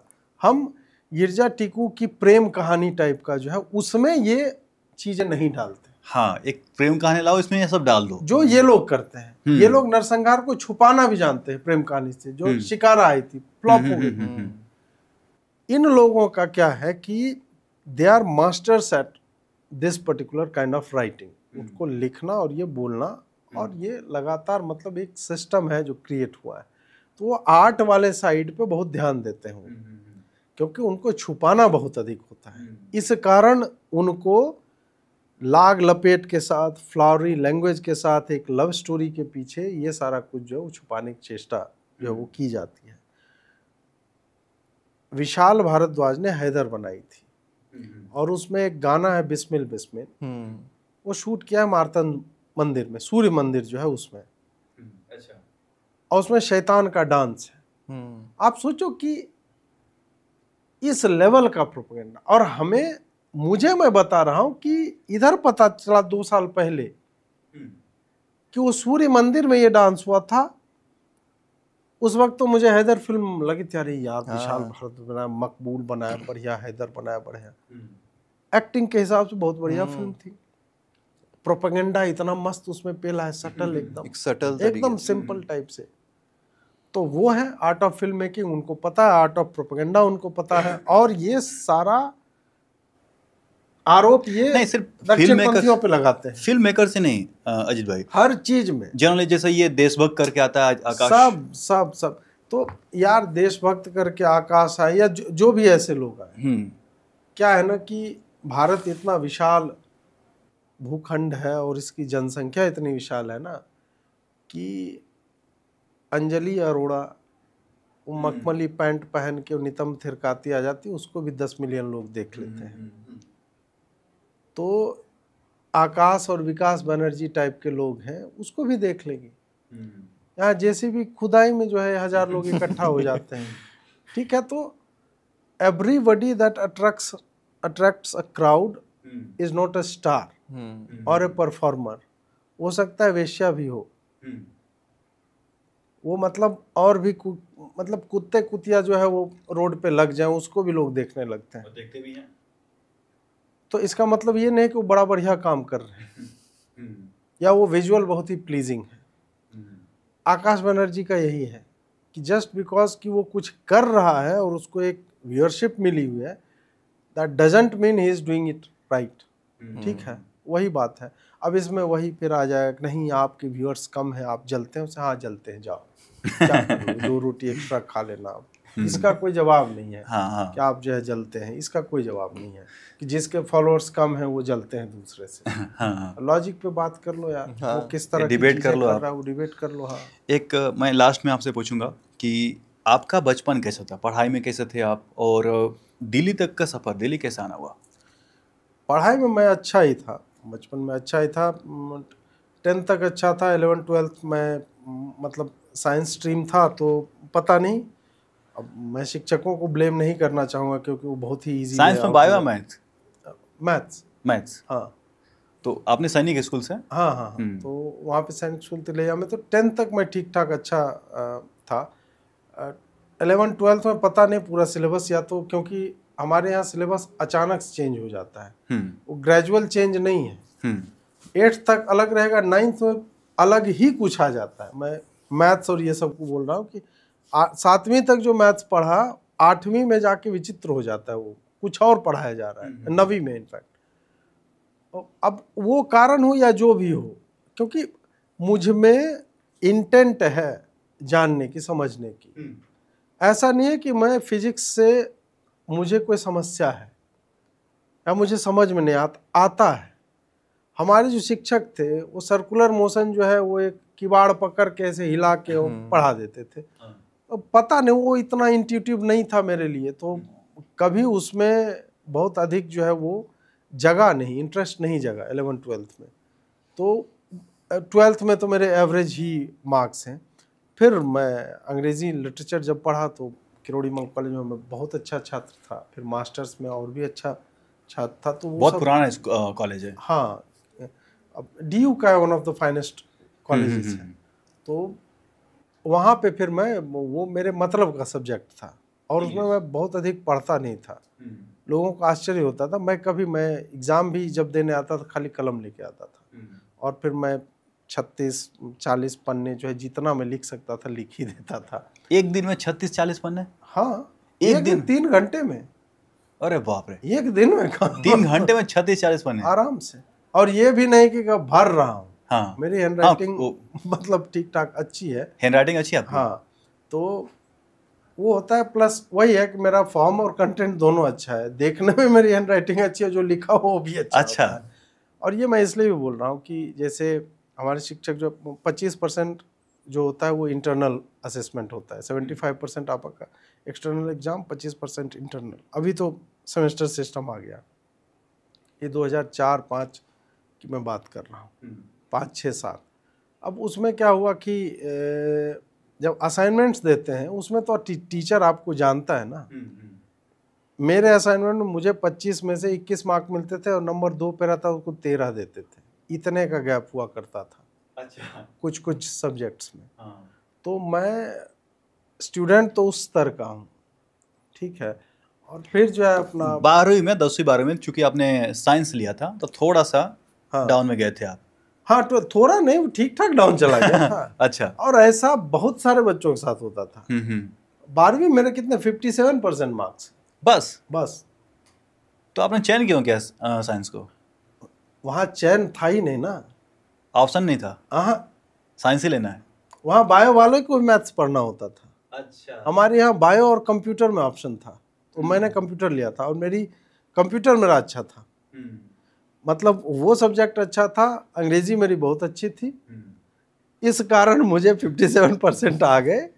नहीं तो मुझे तो लगता है किसी में प्रैक्टिकल में मेरे अच्छे नंबर होंगे, फिजिक्स में, और थ्योरी में कम होगा, इस टाइप से भी होगा। लेकिन 57 तो आ गया। हाँ, उतना आ गया। वो कहीं ना कहीं शुरू में डर लग रहा होगा कि कहीं फेल तो नहीं हो जाएंगे, ऐसा था? बहुत डर था। हाँ, और भी स्कूल में और भी मतलब एग्जाम के बाद कांड हो गया था हमारे बैच के साथ। तो वो अरे वो अलग ही वो विषय ही अलग है, उसमें नहीं वो बात करने लगूंगा आधा घंटा उसमें। अच्छा, गर्लफ्रेंड रही है अजीत भाई आपकी? कब? स्कूल में, कॉलेज में, कहीं भी? स्कूल बॉयज स्कूल था तो उसमें गर्लफ्रेंड कहाँ से होंगी, और बॉयफ्रेंड में मेरी दिलचस्पी नहीं थी। तो और कॉलेज में ये सब मतलब ये ज्यादा पर्सनल प्रश्न हो जाएंगे। घर मतलब अभी मेरा विवाह 3 साल पहले हुआ, आप क्यों तोड़ना चाह रहे हो उसको? चलिए इस पे बात। चलिए मैं अभी थोड़ा एक रैपिड फायर सिर्फ आपको एक बस ये लास्ट बचा है। किसी को आपने अप्रोच किया था, ये तो बता दीजिए। मैंने किसी लड़कियों ने किया था? लड़कियों ने बहुत किया। कितने सारे? और मैं ऐसा भी नहीं कि मैं बड़ा हैंडसम था, अभी हो गया हूँ, ये बात अलग है। उस वक्त दुबला पतला ऐसा, मतलब अभी तो जॉनी डेप बोला जाता है आपको। जॉनी और जो भी सेंसिया डेप, जो भी जिसको बोलना है। बट मैं पढ़ाई में अच्छे थे आप? हाँ, और पढ़ाई में अच्छा होना सबसे कूल चीज होती है। फिर जो है आप फिर आपको छल्ले नहीं बनाना पड़ता सिगरेट के, आपको गिटार नहीं बजाना पड़ता है। हाँ। ठीक है, तो फिर आप सेंटर ऑफ अटेंशन है। हाँ, फिर अपने आप उस टॉपर का अपना एक अलग चार्म होता है। वो एक अलग तरह का कुलत्व होता है, समझे? कुलत्व तो ये नया शब्द है। हाँ, तो वो अलग है, उसका अलग अट्रैक्शन होता है। और फिर आपका चेहरा कैसा, आप कैसे दिखते हैं, डजेंट मैटर। तो ये होता है। तो फाइनली थोड़ा एक रैपिड फायर लेते हैं जहाँ पर आपको हाँ नाम ही ये करना है। तो आपको क्या लगता है 2029 में फिर से मोदी जी प्रधानमंत्री बनेंगे या कोई रिप्लेस करेगा? बिल्कुल बनेंगे, वही बनेंगे। और उन्हीं को बनना चाहिए। अच्छा, और क्या योगी जी कभी आगे जाके प्रधानमंत्री बन सकते हैं? बिल्कुल बनेंगे। क्या नितिन गडकरी जी पे जो अभी ये सब चल रहा है तो उस पर कोई मतलब हो सकता है, कार्रवाई हो सकती है? कैबिनेट रिशफल में उनको निकाला जा सकता है, मतलब निकाल देना चाहिए, मुझे लगता है। बस इतना ही हो सकता है, बाकी कोई नहीं, बाकी यार नेता के ऊपर कोई कार्रवाई नहीं होती है। अच्छा, मतलब नेता रेप करके बच जा रहा है, डकैती करके बच जा रहा है। राहुल गांधी के ऊपर कोई कार्रवाई इस सरकार ने आज तक नहीं किया है नेशनल हेराल्ड केस में। तो गडकरी तो फिर भी यार संघ के व्यक्ति हैं, भाजपा के बहुत बड़े हैं, को बहुत किया जाएगा तो कैबिनेट रिशफल में उनको या तो दूसरा डिपार्टमेंट मिल जाएगा या हटा दिया जाएगा, यही होगा। हाँ। और क्या आपने तो वैसे कहा, लेकिन क्या राहुल गांधी दोबारा प्रधानमंत्री, मतलब कभी प्रधानमंत्री बन सकते हैं? उनको किसी राज्य का मुख्यमंत्री पहले बन जाना चाहिए। और प्रियंका गांधी वाड्रा जो है, क्या वो? उसका राजनीतिक भविष्य राहुल से उज्जवल है। ये मैं इसलिए बोल रहा हूँ कि आपने देखा होगा कि राहुल गांधी हमेशा अटैकिंग मोड पे रहता है। प्रियंका गांधी अभी नड्डा से भी जाके मिली है, प्रियंका गांधी अमित शाह से भी जाके, तो उनको जो भी गाइड कर रहा है वो बहुत अच्छा व्यक्ति है। कि आप जो है हमेशा युद्ध की स्थिति में नहीं रह सकते। हाँ। जब आप जानते हैं परिस्थितियां आपके विपरीत है, कभी आराम भी करने का रहता है। हाँ, आराम नहीं, और आपको अपनी जनता के लिए फंड्स चाहिए तो आप क्यों नहीं मिलोगे सत्ता पक्ष से? कौन सी बुराई हो जाएगी इसमें? राहुल का ईगो इतना अधिक है ना, वो उसको जाने नहीं दे रहा है। और प्रियंका यहाँ पे राहुल से अधिक स्मार्ट दिखती है। क्या पॉलिटिक्स में जाना चाहते हैं? बिल्कुल नहीं। कभी जाएंगे नहीं? कभी का मैं नहीं बता सकता, क्योंकि प्रारब्ध कब कौन से मोड़ पे आपको लाके खड़ा कर देता है ना, आप नहीं जानते। मैं अभी बोल दूं कि नहीं नहीं मैं बिल्कुल नहीं जाना चाहता हूँ, जाऊंगा ही नहीं। जाना चाहता हूं उस पे मैं कह दूंगा कि नहीं जाना चाहता, राजनीति मेरे लिए नहीं है। मेरे जैसे स्ट्रेट फॉरवर्ड व्यक्ति के लिए राजनीति नहीं। मैं यदि जाऊंगा भी ना तो ऐसा नहीं है कि मुझे अगर किसी नेता की पॉलिसी में फ्लॉ दिखेंगे उस पर मैं नहीं बोलूँगा, यह असंभव है मेरे लिए। तो मैं हो सकता है कि फिर पार्टी की तरफ से आएगा कि आपको ऐसा नहीं बोलना चाहिए, मैं हो सकता है त्यागपत्र दे दूं। तो मैं उस तरह से देखता हूं कि और अवसर वैसा है, प्रारब्ध में लिखा होगा तो मुझे जाने से कोई रोक भी नहीं सकता।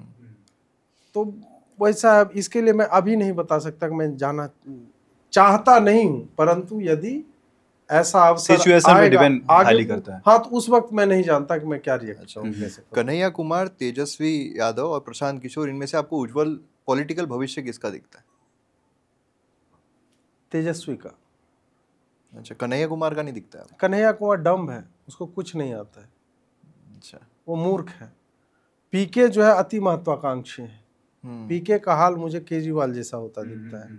अच्छा। तेजस्वी भले ही उसका बैकग्राउंड चोरी डकैती का उसके घर के कारण, हाँ, वो अब कन्विक्ट हो जाए, जिसकी संभावना बहुत कम लगती है इंडियन जुडिशियल प्रोसेस में, तभी उसका नाश होगा, अन्यथा वो जो है वो शूड है पॉलिटिशियन।